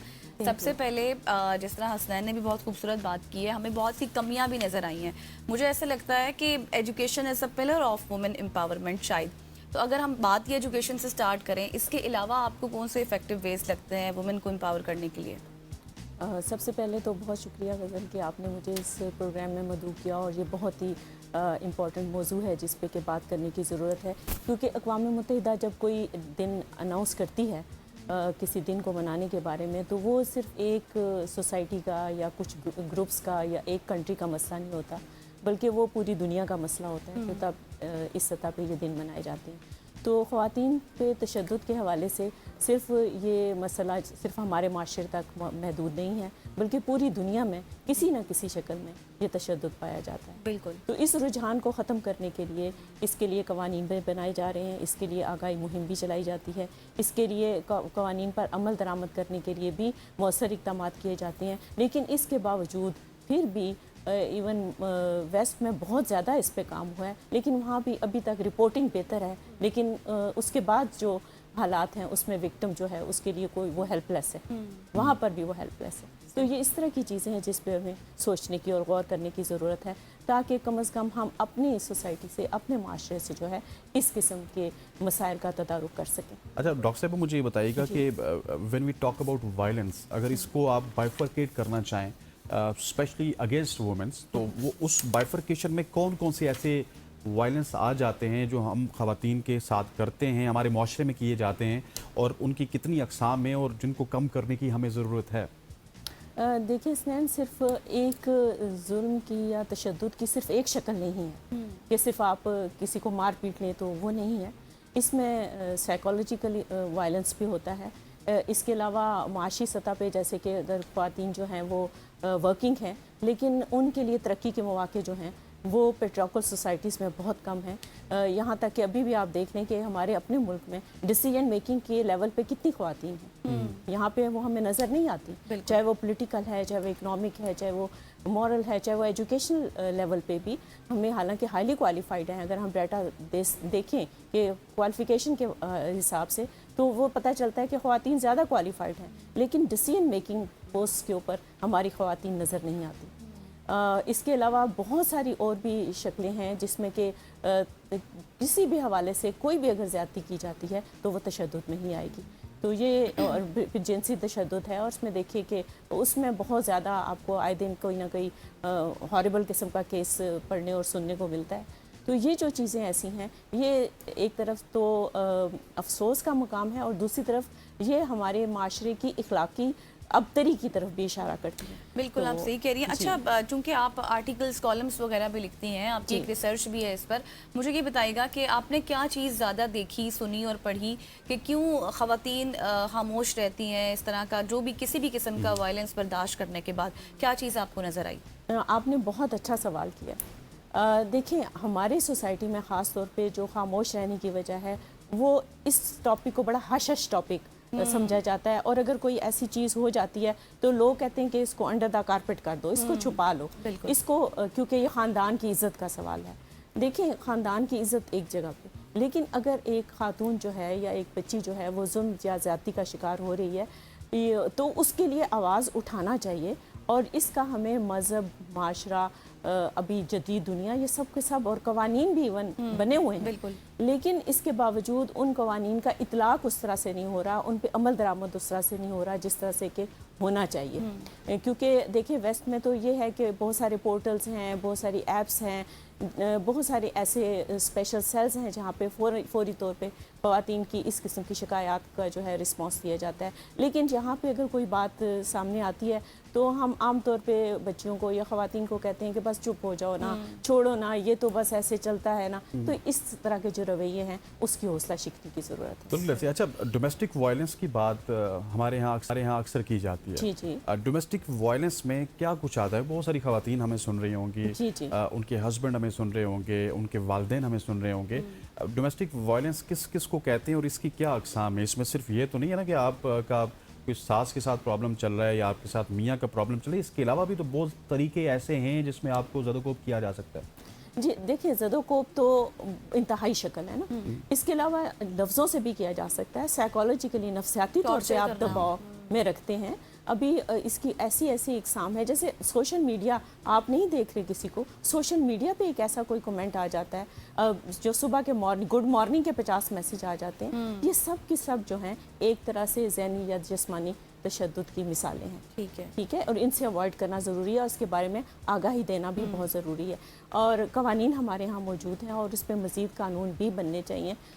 ये ख़वातीन के लिए कि आपने बात की है, उनके लिए उनको ये बताना ज़रूरी है कि इसके लिए कवानीन भी मौजूद हैं और इदारे भी मौजूद हैं जो उनकी शिकायत सुन सकते हैं। और मर्दों के लिए मैं सिर्फ इतना कहना चाहूँगी कि वो उन कवानीन को अच्छी तरह से पढ़ लें। डॉक्टर साहब, जो सवाल मेरा था ना कि बहुत सारी ख़वातीन आपको सुन रही होंगी इस वक्त लाजमी तौर पे, टॉपिक एक ऐसा है, लेट्स सपोज खातून जाती है और वो रिपोर्ट करती है कि मेरे खिलाफ डोमेस्टिक वायलेंस हुआ है। सो एक्चुअल में वो शायद डोमेस्टिक वायलेंस ना हो, वो कुछ और हो। तो ख़वातीन को भी तो पता होना चाहिए कि what is the domestic violence, इसकी तारीफ क्या है, ये होता क्या है। इसमें सिर्फ ये तो नहीं है ना कि किसी शख्स ने आपको ऊंची अल्फाज में बोल दिया तो वो डोमेस्टिक वायलेंस में आता है। कुछ हमारी ख़ानदानी अक़दार भी हैं, कुछ सकाफ़त भी है, कुछ विरसा भी है। देखिए, आपने बिल्कुल सही फरमाया कि आपको वो लाइंस ड्रॉ करनी चाहिए जिससे आइडेंटिफाई किया जा सके कि एक्चुअली ये वायलेंस के डेफिनेशन है या नहीं है। तो ये इस पे काम करने की ज़रूरत है। आपने बिल्कुल ठीक नुक्ता उठाया है कि आपने वो लाइन कहाँ पे ड्रॉ करनी है जहाँ पे पता चले कि ये बात हो तो इसको हम जिस्मानी तशद्दुद कहेंगे, इस तरह के हालात हों तो ये ज़हनी तशद्दुद में आएगा, इस तरह के हालात हों तो ये माशी तशद्दुद में आएगा या जिनसी तशद्दुद में आएगा। ये सारी की सारी लाइन्स अभी तक ब्लर्ड हैं, कुछ बाउंड्रीज होती हैं। हाँ जी, वो उनकी वजाहत लाजमी है। जैसे मैंने कहा ना कि इस पे कवानीन बनाने की और आगाही देने की ज़रूरत है, तो वो ये एरियाज़ हैं, ग्रे एरियाज़ हैं जिस पे अभी हमें काम करने की अच्छा मैडम, आप क्या समझती हैं, जिस तरह पहले पिछले सवाल के जवाब में भी आपने लॉ इन्फोर्समेंट के हवाले से बात की, अभी भी बात की, किस तरह की लॉ इन्फोर्समेंट होनी चाहिए ताकि इम्प्रूव किस तरह से किया जा सकता है ताकि इस तरह के वायलेंस को रोका जा सके? देखिए, लॉ इन्फोर्समेंट तो बहुत ही इम्पोर्टेंट चीज़ है क्योंकि किसी भी महज़ब माशरे में कवानीन तो हर जगह बन जाते हैं। जो भी कोई आज़ाद रियासत होगी वो एक आइन बनाएगी। लेकिन when it comes to enforcement तो हमारे पास बिल्कुल वो उसमें आप हेल्पलेस हैं। देखें, अभी ज़ैनब पोर्टल बना हुआ है, आप देखें कि उस पर कितने ही केसेस आते हैं और अगर आ भी जाते हैं तो इसमें भी देखें कि बहुत ज़्यादा कोशिश ये की जाती है, प्रैक्टिकली ये होता है कि आपस में फ्री कैन सुलह कर लें या मामले को अंडर द कारपेट कर दिया जाए, या जो फरीक जो है अगर किसी लिहाज से ताकतवर है, सियासी लिहाज से, असर रसूख के लिहाज से, माली लिहाज से, तो कोशिश ये होती है कि कुछ दे दिला के मुकमका, जिसको हम आम ज़ुबान में कहते हैं, उस तरह से हो जाए और असल जो विक्टिम है वो बेचारा तो सारी ज़िंदगी भुगतता है। तो ये चीज़ें जो हैं इस पर हमें आगाही देने की ज़रूरत है। बिल्कुल ऐसे। और क्या आप समझती हैं कि जिस तरह से हमने देखा है, स्पेशली अगर पंजाब की बात की जाए, वहाँ पर बड़ी फोर्सेस बन रही हैं, पैरा फोर्स अलग बन रही है, कुछ और फोर्सेस जो कि पहले बनी हुई थी उनमें काफ़ी ज़्यादा हमें निखार नज़र आया है। तो ख़वातीन के हवाले से भी एक अलग फोर्स होनी चाहिए, जिस तरह वो पिंक बस का हम जिक्र करते हैं, इस तरह से कोई पिंक फोर्स होनी चाहिए कि ख़वातीन फील फ्री हों, उनको कॉल करें, उनको बताएं कि हमारे साथ ये मसले मसाइल हैं, या तो वो जाके उनको गाइड करें, गाइडेंस से मसले मसाइल हल करें, नहीं तो उनकी एक क्लियर कट कोऑर्डिनेशन होनी चाहिए लॉ इन्फोर्समेंट एजेंसीज़ के साथ, चाहे उसमें पुलिस है, कोई और एजेंसीज़ हैं, ताकि उस मामले को फिर ज़ोर ज़बरदस्ती से भी हल करवाया जा सके। बिल्कुल आपने बजा फरमाया। इसमें ये देखें, अभी जो CCD है ये एक अच्छा कदम है, उसमें बहुत सारे एतराज़ात भी हैं लोगों के, लेकिन फिर भी देखें कि जो अगर हम हिस्ट्री में जाए ना तो हज़रत उमर रज़ी अल्लाह अन्हु का जो ज़माना था, क्योंकि वो बहुत सख्त गिर एक ये बात थी उनके मिजाज के साथ जो थी वो मुंसलिक थी। तो उसमें देखें कि जब तक खौफ नहीं होगा कि कोई क्राइम जो है उसका खौफ नहीं होगा या उसका डर नहीं होगा, तो आप बताएं ना कि लोगों को आप कैसे रोकेंगे। तो इस लिहाज से मैं समझती हूँ कि इसी तरह का कि एक ख़वातीन के लिए एक अलग से निज़ाम होना चाहिए। उसमें आप बेशक वॉलंटियर्स लें, जैसे टॉप प्रोफेसर्स को आप रखें, आप टॉप जो जस्टिस में जो टॉप पे पोजीशंस पे लोग हैं उनको रखें। एक वेलफेयर टाइप इस तरह की ऑर्गेनाइजेशंस होनी चाहिए जो वॉलंटरीली हों, और उसमें जब सर्विस में लोग हों तो उनके लिए उसमें क्रेडिट होना चाहिए। ये होता है वेलफेयर। जब आप सिविल अवार्ड्स देते हैं तो इस तरह की सरगर्मियों में लोगों को आगे आना चाहिए ताकि माशरे में इम्पैक्ट फैक्टर नज़र आए, ताकि पता चले कि उनका क्या कंट्रीब्यूशन है पढ़े लिखे लोगों का, या जिन लोगों को कुछ इल्म है या जो कानून की वाकफियत रखते हैं, जिनको इखलाकियात का पता है, जिनको डिफरेंट हदूद का पता है मजहबी लिहाज से, तो वो इसमें फ़र्क आइडेंटिफाई करें और ये उनकी प्रैक्टिकल एक सर्विस होगी सोसाइटी के लिए। बिल्कुल आप सही कह रहे हैं। अभी हम बात कर रहे थे सोशल मीडिया के हवाले से। अच्छा, सोशल मीडिया में हमने एक चीज़ देखी, हर चीज़ के प्रॉस एंड कॉन्स ज़रूर होते हैं। अब डिजिटल हरासमेंट की बात अगर हम करें तो वो एक नई शक्ल है वायलेंस की, ठीक है, बिल्कुल ऐसा लेकिन दूसरी तरफ अगर हम देखें तो डिजिटल सोशल मीडिया ने बहुत ज़्यादा अहम किरदार भी अदा किया है इस तरह के केसेस को सामने लाने में। आप क्या समझती हैं, ख़वातीन के लिए ये चीज़ किस तरह और कितनी ज़रूरी होनी चाहिए कि उनको अपने हुकूक के हवाले से पता होना चाहिए?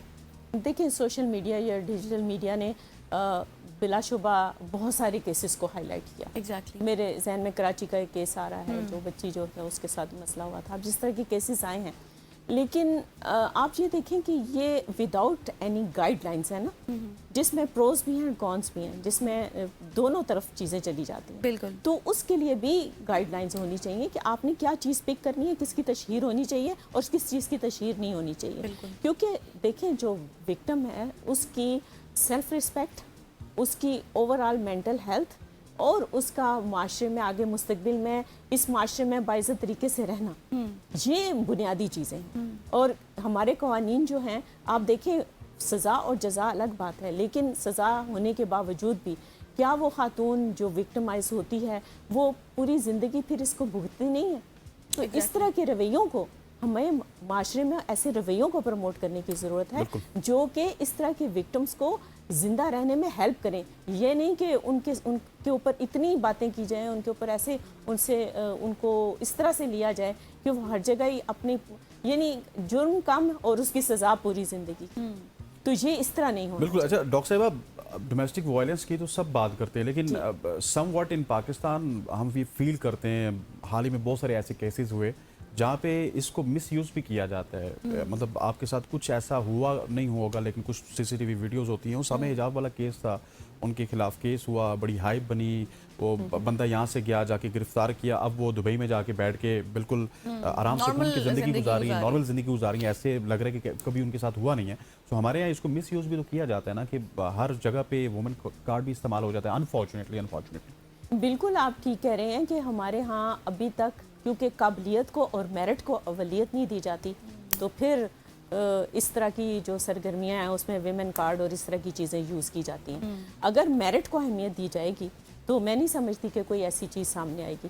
दूसरी बात ये कि ये सिर्फ यहाँ नहीं है, ये अमेरिका में भी है। अमेरिका में 3 तहरीकें हैं अगर इसकी हिस्ट्री देखी जाए, विड, वैड and guide, women in development, women and development and gender and development, जिसमें दोनों को जो इसकी मॉडर्न शक्ल है वो जेंडर एंड डेवलपमेंट है। जेंडर्स में दोनों आ जाते हैं, यानी ये कभी मर्दों के ख़िलाफ़ भी हो सकता है और औरतों के ख़िलाफ़ तो ऑलरेडी हम उस पर डिस्कशन कर ही रहे हैं। तो इन चीज़ों को अब देखा जा रहा है और जो वेस्ट है वहाँ पे ये आगाही मौजूद है। अनफॉर्चुनेटली यहाँ पर कवानीन बने हुए हैं, लेकिन यहाँ पर कवानीन पे अमल दरामद उस तरह से नहीं हो रहा जिस तरह से होना चाहिए। और उसकी बड़ी वजह यह है कि आगाही नहीं है, हाँ, हमारे रवैये नहीं हैं।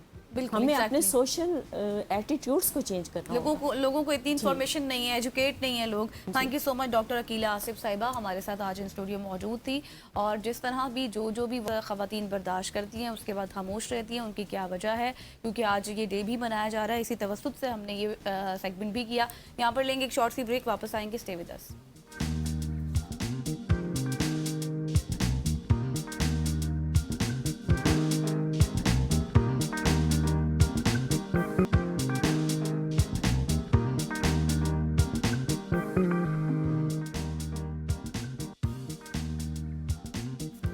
वेलकम बैक खवातीन व हज़रात। आज हम एक इंतहाई हसास मगर ज़रूरी मौजू के ऊपर बात करेंगे कि मंशियात के इस्तेमाल की इब्तदा कैसे होती है, किस तरह से कोई शख्स मंशियात को इस्तेमाल करता है, कौन कौन सी इब्तदाई निशानियाँ होती हैं जो हमें बताती हैं कि कोई शख्स नशे की तरफ बढ़ रहा है। अक्सर लोग, हमारे घर वाले, फिर दोस्त या फिर इर्द गिर्द के लोग ये तब्दीलियाँ तो देख रहे होते हैं मगर वो समझ नहीं पाते कि ये ख़तरे की घंटी है या नहीं। आज हम इन्हीं इब्तदाई अलामात की बात करेंगे, इनको सादा अल्फाज में आपके सामने रखने की कोशिश करेंगे ताकि आप बर वक्त पहचान सकें। आपका कोई करीबी अजीज़ है, आपका बेटा है, नो मैटर व्हाट, कोई भी है, अगर आप उसको बचाना चाहते हैं इससे तो आप बचा भी सकें और आप मात को पहचान सकें कि कौन कौन सी ऐसी अलामात होती हैं जो इब्तदाई तौर पे हम उनको पहचान सकते हैं। बिल्कुल, और इसी पर बात करने के लिए इन स्टूडियो हमें ज्वाइन कर चुके हैं किफ़ायत हुसैन खान साहब। आप ड्रग रिहैबिलिटेशन एक्सपर्ट हैं। Thank you so much sir for your time.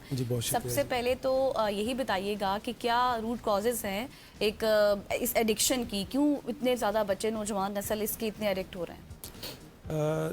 ये जो मंशियात है ये पाकिस्तान में बल्कि दुनिया भर में एक बहुत बड़ा मसला है और इस टाइम मैं ये समझता हूँ ख़ास तौर पे पाकिस्तान में हमारे जो नौजवान नस्ल है, बहुत से रीज़न्स हो सकते हैं। इसमें पीयर प्रेशर्स हो सकता है, इसमें सोसाइटी का जो है ना वो रोल हो सकता है। बहुत से ऐसे नौजवान जो कि शुरू में शौकिया जो है ना उसको यूज़ करना शुरू करते हैं और बहुत से लोग डिप्रेशन की वजह से भी ड्रग्स का इस्तेमाल करते हैं। तो इस तरह फिर शुरू में तो यूज़र होते हैं और आहिस्ता आहिस्ता फिर उनके आदी बन जाते हैं। तो मैं ये समझता हूँ कि पाकिस्तान में इस टाइम जो हमारा नौजवान नस्ल है ये ड्रग्स की वजह से बहुत ज़्यादा मुतासर हो रहा है और इसके साथ साथ जो है ना इनकी फैमिली भी मुतासर हो रही है। बिल्कुल ऐसे। अच्छा, मैंने जब अपने इंट्रो में इस बात का जिक्र भी किया कि आज हम आपको इब्तदाई अलामात की बताएंगे। लेट्स सपोज एक लड़का है, छोटा सा बच्चा है जिसकी 17-18 साल उम्र है, वो सबसे पहले उस उम्र में सिगरेट की तरफ जाएगा, फिर उसके बाद सिगरेट जो है ना वो क्या कहते होते हैं कि नशों में सबसे सस्ता नशा है और आप वहीं से तमाम तर चीज़ें स्टेप स्टार्ट करते हैं। सो अलामात क्या हैं, किस तरह से आप पहचान सकते हैं कि एक शख्स ने ये स्टार्ट कर लिया या फिर किसी बड़े नशे को उसने स्टार्ट कर लिया? देखिए आजकल बदकिस्मती से हमारा जो माशरा है, हमारी जो फैमिलीज़ है और जो बच्चों पे नज़र नहीं रखते, जैसे कि आपने अर्ज़ किया है कि शुरुआत स्मोकिंग से ही होती है और आजकल अगर पिंडी इस्लामाबाद में आप देखें तो वेप एक बहुत ज़्यादा मशहूर है और फैमिली तो आजकल लोग वालिदैन के सामने पीते हैं। जी बिल्कुल, ये और अम्मा जी के सामने पीते हैं। जी बिल्कुल, ये इसी पे मैं बात करूंगा सबसे पहले, क्योंकि सिगरेट से वेप ज़्यादा ख़तरनाक है, ठीक है। और इसमें हमारे नामी ग्रामी स्कूल में जो है ना बच्चे स्कूल के बैग्स में लेकर आते हैं और उनको इस्तेमाल करते हैं और अगर आप एक वेब का जो है ना उसमें जो 500 से लेके 1000 पफ बल्कि 3000 पफ तक उसमें होते हैं। बच्चे क्या करते हैं, उमूमन लोग जब सिगरेट पीते हैं तो एक स्मोक करके फिर उसमें वक्फा करते हैं, लेकिन जब आप वेप इस्तेमाल करते तो आपको उसका ख़त्म करना ही करना है। फिर आप बहुत ज़्यादा पफ्स लेते हैं जिसमें बहुत ज़्यादा हाई निकोटीन होती है और आपको उसी से ही डिप्रेशन हो जाता है और उसी से फिर आपका जो है ना आने वाला जो फेज़ है वो आप ड्रग्स की तरफ जाते हैं। वो नौजवान या वो बच्चे जो कि शुरू के स्टेजेस में अगर उनमें से ये अलामात है तो वो ड्रग्स की तरफ जा सकते हैं, जैसे कि स्मोकिंग का इस्तेमाल करना। और इसके साथ साथ मैं ये समझता हूँ कि रात पूरी रात जो है ना बच्चे जागते हैं, दिन को सोते हैं, बहुत तेज़ी के साथ उनका जो वज़न है वो कम हो रहा होता है, उसमें चिड़चिड़ापन होता है और इस फैमिली में उसका उठना बैठना ख़त्म हो जाता है। ऐसे बच्चे मैं ये समझता हूँ कि बहुत जल्दी फैमिली को भी नहीं पता चलता, लेकिन अगर इनिशियली स्टेज पे ये सिम्टम्स उनमें हो तो आप उसको जज कर सकते हैं, जैसे कि उसकी जो है ना वो तालीम में परफॉर्मेंस बहुत कम है, आपकी स्कूल से कंप्लेंट्स आ रही है, बहुत ज़्यादा आप पैसे का इस्तेमाल कर रहे हैं, आप पूछते नहीं हैं, ठीक है। मैं अक्सर मॉर्निंग शो में ये बात करता हूँ कि अगर खुदा न खास्ता आपका बच्चा इसी सिम्टम्स में इन्वॉल्व है, आप किसी माहिर नफ्सियात की खिदमत ले ले, आप किसी अच्छी अथेंटिक लेबॉर्ट्री से एक ड्रग स्क्रीनिंग प्रोफाइल करवा दे ताकि बर वक्त पता चल सके कि आपका बच्चा किसी ड्रग्स में इन्वॉल्व तो नहीं है। अगर खुदा न खास्ता आपका बच्चा किसी ड्रग्स में इन्वॉल्व है तो बर वक्त उनका ट्रीटमेंट किया जाए। बहुत से ऐसे नौजवान जो कि हमारे पास रिपोर्ट होते हैं मिनिमम 12 साल के, तो उसमें जो है ना फैमिली लेकर आती है, शक के भी नहीं आ पाए। लेकिन जब हमारे माहिर नफ्सियात या हमारी टीम उनका सेशंस करते हैं तो उसमें जस्ट स्मोकिंग होता है या वेब जिसका मैंने जिक्र किया है, उसमें फिर डिप्रेशन अभी तक होता है। सर आपने बहुत सारे केसेस यकीनी तौर पर उनको डील किया होगा, कौन सा चैलेंजिंग केस अभी तक आपने देखा?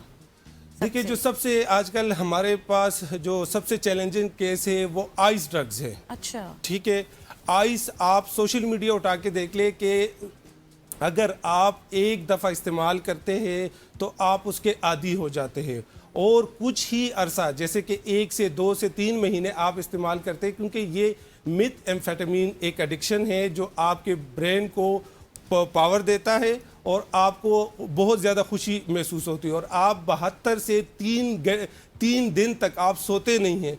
इसमें होता क्या है कि आपको शुरू में तो बहुत ज़्यादा एनर्जेटिक फील होता है, खुशी महसूस होती है, क्योंकि नशा इसलिए लोग करते हैं, और जब आपका नशा ख़त्म होता है तो फिर आपको दोबारा उससे डबल नशा करने की अर्ज होती है। अच्छा। इसी तरह आइस में ये समझता हूँ पाकिस्तान में इस टाइम, बल्कि इस्लामाबाद की मैं बात करूँ कि बहुत ज़्यादा ख़तरनाक ड्रग्स है, एक्सपायर मेडिसिन से निकाली जाती है, और ये पाकिस्तान में बल्कि हमारे नौजवान नस्ल में जो कि हमारे रिहेबिलिटेशन सेंटर में जो मिनिमम अगर मैं आपको एज बताऊं तो 15 to 18 इयर्स जो हमारे पास ज़्यादातर केसेस आइस के रिपोर्ट हो रहे हैं, और ये बदकिस्मती से अब पिछले अगर मैं बैक बात करूं 5 साल पहले ये इतना ज़्यादा नशा नहीं था, लेकिन इनकी रोकथाम की वजह से ये बहुत ज़्यादा बढ़ गया है और पाकिस्तान में बनना शुरू हो गया। और डॉक्टर साहब, ये बड़ा एक आपने मतलब दिल दहला देने वाली बात बताई कि 15 से 18 साल के लड़के आपके पास आते हैं जो कि आइस का नशा करते हैं। अब आपने पहले तो वो निशानियां बताई ना जी कि कमज़ोरी हो जाती है, सब कुछ हो जाता है। अगर कोई बच्चा है जिसकी उम्र 15 साल से 18 साल तक है और वो आइस का नशा अभी उसने स्टार्ट किया, पहली दफ़ा किया, उसकी क्या अलामात होती है? देखिए, अगर शुरू में अगर आपका बच्चा आइस इस्तेमाल करता है तो वो बच्चा सोएगा नहीं। वो मैंने जैसे बताया 2-3 दिन तक वो सोएगा नहीं, और इसकी आंखें रेड होगी, उसमें चिड़चिड़ापन होगा, बहुत तेज़ी होगी उसमें। ये वो अलामात है जो फैमिली फ़ौरन जज कर सकती है और उसके किसी अथेंटिक लेबॉर्ट्री से टेस्ट करवा सकते हैं। ये वो अलामात है। और इसके नुकसानात क्या होंगे? देखिए, जो आइस ड्रग्स के नुकसानात है बहुत ही ज़्यादा नुकसानात है। इसमें आपको मोस्ट कॉमन डिप्रेशन हो सकता है, आपको साइकोसिस हो सकता है, आपको शिज़ोफ्रीनिया हो सकता है, आपको बाइपोलर हो सकता है। ये वो नफ्सियाती डिसऑर्डर है जो ड्रग की वजह से और ख़ास तौर पे आइस की वजह से आपको ये बीमारियां लग सकती है, और ये मेन कॉज ही यही होती है। और डॉक्टर साहब, इसके हवाले से भी कवायद साहब आपने जांचने की कोशिश की कि क्या वजह है कि ये बच्चे जो जिनकी उम्र 15 साल है या 18 साल है ये इस नशे की तरफ जाते हैं? कुछ वजूहात भी होती है ना, कोई डिप्रेशन होता है, कोई वालिदैन के साथ नाराज़गी होती है, या फिर कहीं किसी ज़माने में किसी ने उसको नशे की तरफ लगा दिया है, कभी कभार सिगरेट की तरफ लगा दिया और वहाँ से यहाँ पे आया, या नस्वार की तरफ लगा दिया? जी बिल्कुल, देखिए शुरुआत इसी तरह ही होती है। अगर आप अच्छे स्कूल में अगर आजकल आप पढ़ते हैं तो अगर आप उस गैदरिंग का हिस्सा तब तक नहीं बन सकते जब तक आप स्मोक यूज़ नहीं करते, ठीक है? तो बच्चे वही से ही, क्योंकि पीयर प्रेशर की वजह से वही से ही शुरुआत करते हैं और वही से कैनबिस का इस्तेमाल करते हैं, और कैनबिस आपको बहुत जल्दी आप एडिक्ट नहीं होते। फैमिली को बहुत लेट पता चलता है। इवन कि मेरे पास जो केसेस आते हैं वो तकरीबन 2-3 साल तक बच्चे कैनबिस का इस्तेमाल करते, लेकिन फैमिलीज को पता ही नहीं होता, क्योंकि उसकी एडिक्शन आपको इतनी जल्दी नहीं होती और वो ओकेजनली कभी कभार करते हैं। हम ये समझते हैं कि अगर कोई भी बच्चा कभी कभार नशा करता है तो हमारी रिकमेंडेशन होती है, अगर फैमिली को बर वक्त पता चल जाए तो आप घर बैठे उसका ट्रीटमेंट करवा सकते हैं, उसकी डिटॉक्स कर सकते हैं, उसकी साइकोथेरेपी कर सकते हैं। लेकिन खुदा ना खास्ता वो रोज़ाना जो कभी कभार आप इस्तेमाल करते हो और वो फिर रोज़ाना पे ही चले जाते हैं, उनकी फिर एडिक्शन हो जाती है। फिर आपको प्रॉपर एक रिहेबिलिटेशन का कोर्स करना पड़ेगा और फिर आपके बच्चे को उस कोर्स के बाद ही नॉर्मल जिंदगी की तरफ। थी डॉक्टर साहब, ये एक बच्चा है जो आइस का एडिक्ट है, तो उसकी रिकवरी प्रोसेस क्या होगा? किस तरह से वो रिकवर हो सकता है और कितने चांसेस होते हैं? कोई भी नशा है तो जो रिकवरी के जो चांसेस होते हैं वो 100% होते हैं। अगर सबसे पहले मैं ये बताऊं कि अगर हमारे पास कोई भी बच्चा आता है, फैमिली लेकर आती है और उनका हम ड्रग टेस्ट करते हैं, उसके अकॉर्डिंगली हम देखते हैं कि रिपोर्ट में कौन कौन सी ड्रग्स आई है, उसके अकॉर्डिंगली जो डिटॉक्स है वो साइकेट्रिस्ट एडवाइस करते हैं, उसकी मेडिकेशन एडवाइस करते हैं, वो पेन फ्री डिटॉक्स होता है। 24/7 डॉक्टर्स मौजूद होते हैं, साइकोलॉजिस्ट मौजूद होते हैं। उसमें फर्स्ट स्टेप होता है डिटॉक्सिफिकेशन का, सेकंड स्टेप होता है विदाउट मेडिकेशन। जो माहिर नफ्सियात है उनकी psychotherapy, spiritual therapy, indoor game, outdoor game, इसके साथ साथ आलमी दीन होते हैं जो 5 वक्त की नमाज, दर्स कुरान, इंडोर आउटडोर एक्टिविटीज़ में इन्वॉल्व करना। कितना टाइम लगता है इस सब में? इस सब में जो डिपेंड करता है कि पेशेंट की कंडीशन पे, लेकिन हमारे पास जो पेशेंट रिपोर्ट होते हैं वो 90 डेज रिकमेंडेड ट्रीटमेंट है। लेकिन बहुत से पेशेंट को अगर खुदा न खास्ता ड्रग के साथ साथ साइकोसिस हो जाए या डिप्रेशन हो जाए या कोई और बीमारी हो जाए तो उनका जो टाइम ड्यूरेशन होता है वो थोड़ा बढ़ जाता है, वो 120 डेज तक भी चला जाता है। इस देयर इज एनी वे कि जो आइस करने वाला लड़का है वो विलिंग भी है कि उसकी रिहेबिलिटेशन हो, लेकिन वो रिहेबिलिटेशन सेंटर में नहीं जा सकता, तो उसके वालिदैन उसको घर बैठे रिहेबिलिटेशन की प्रोसेस से गुजार सकते हैं? Is there is any process like that? नहीं, देखिए अगर खुदा न खास्ता आपका बच्चा क्रोनिक एडिक्ट है फिर तो आपको रिहेबिलिटेशन उसको मस्ट लेकर आना पड़ेगा। लेकिन अगर वो कभी कभार जैसे कि नशा करते हैं और वो यूज़र है, इसको हम यूज़र कहते हैं, तो आप घर बैठे उसको कुछ मेडिकेशन और कुछ काउंसलिंग, उसमें ऑनलाइन काउंसलिंग आप ले सकते हैं या आप विजिट करके ले सकते हैं, तो तब आप अपने बच्चे को वहाँ से निकाल सकते हैं। लेकिन खुदा न खास्ता अगर आपका बच्चा क्रोनिक एडिक्ट है तो आप घर पे ट्राई नहीं कर सकते, क्योंकि इनके विड्रॉल में 24 घंटे डॉक्टर्स का होना बड़ा ज़रूरी होता है। वो रिहेबिलिटेशन का जो प्रोसेस होता है उसमें जो माहिर नफ्सियात की खिदमत होती है, माहिर नफ्सियात जो इनको स्किल सिखाते हैं, वो बहुत ज़रूरी होता है। अच्छा, जो आपने यूज़र्स की बात की है कि यूज़र्स घर में उनकी रिहेबिलिटेशन हो सकती है, तो फॉर डैट जो पेरेंट्स हैं उनको कहाँ से कंसल्ट करना है? कि आपने मेडिसिन का भी जिक्र किया कि कौन सी मेडिसिन इनको देनी चाहिए? देखिए, फर्स्ट ऑफ ऑल तो जब आपके बच्चे को किसी भी किस्म की एडिक्शन हो वो यूज़र हो, तो आप किसी भी अच्छे साइकेट्रिस्ट से आप जो है ना कंसल्ट कर सकते हैं। आप उसकी ड्रग स्क्रीनिंग प्रोफाइल कर सकते हैं और फिर उसके बाद जब साइकेट्रिस्ट चेकअप कर लेता है तो उसमें चंद मेडिकेशन होती है जो आप घर बैठे उसको इस्तेमाल करते हैं और आपको माहिर नफ्सियात के एक स्केड्यूल बना देते हैं, जिसमें आपको हफ्ते में 2 से 3 दिन जो है ना वो रिहेबिलिटेशन आना पड़ता है या ऑनलाइन आप सेशंस लेते हैं और वो आपको बेसिकली स्किल सिखाते हैं, जैसे कि ट्रिगर सिखाते हैं, ट्रिगर से कैसे बचना है। मतलब अगर आपको क्रेविंग होती है तो आपने क्या करना है, और अब जैसे कि हम अक्सर बताते रहते हैं कि अगर आपको क्रेविंग हो, ये 5 सेकंड्स की गेम होती है, आप अपने माइंड को डाइवर्ट करें, आप जिम में जो है ना ज़्यादा टाइम लगाए, आप दिन को ना सोए, आप वो ठीक है, आप ऐसी अपने आप माइंड को डाइवर्ट करें ताकि वो जो 5 सेकंड्स है वो आपको क्विट हो जाए। सही। Thank you so much. Doctor Kifayat Hussain Khan Sahab हमारे साथ मौजूद थे और हम ओवरऑल बात कर रहे थे जिस तरह से मुनशियात के आदी शख्स और बच्चे स्पेशली जिस तरह उन्होंने बात की वो इस वक्त काफ़ी ज़्यादा तादाद में नज़र आ रहे हैं। यहाँ पर सुबह की सोच का वक्त ख़त्म हो गया है। मुझे हसनैन को, हमारी पूरी टीम को कल तक के लिए इजाज़त दीजिए। अल्लाह हाफ़िज़।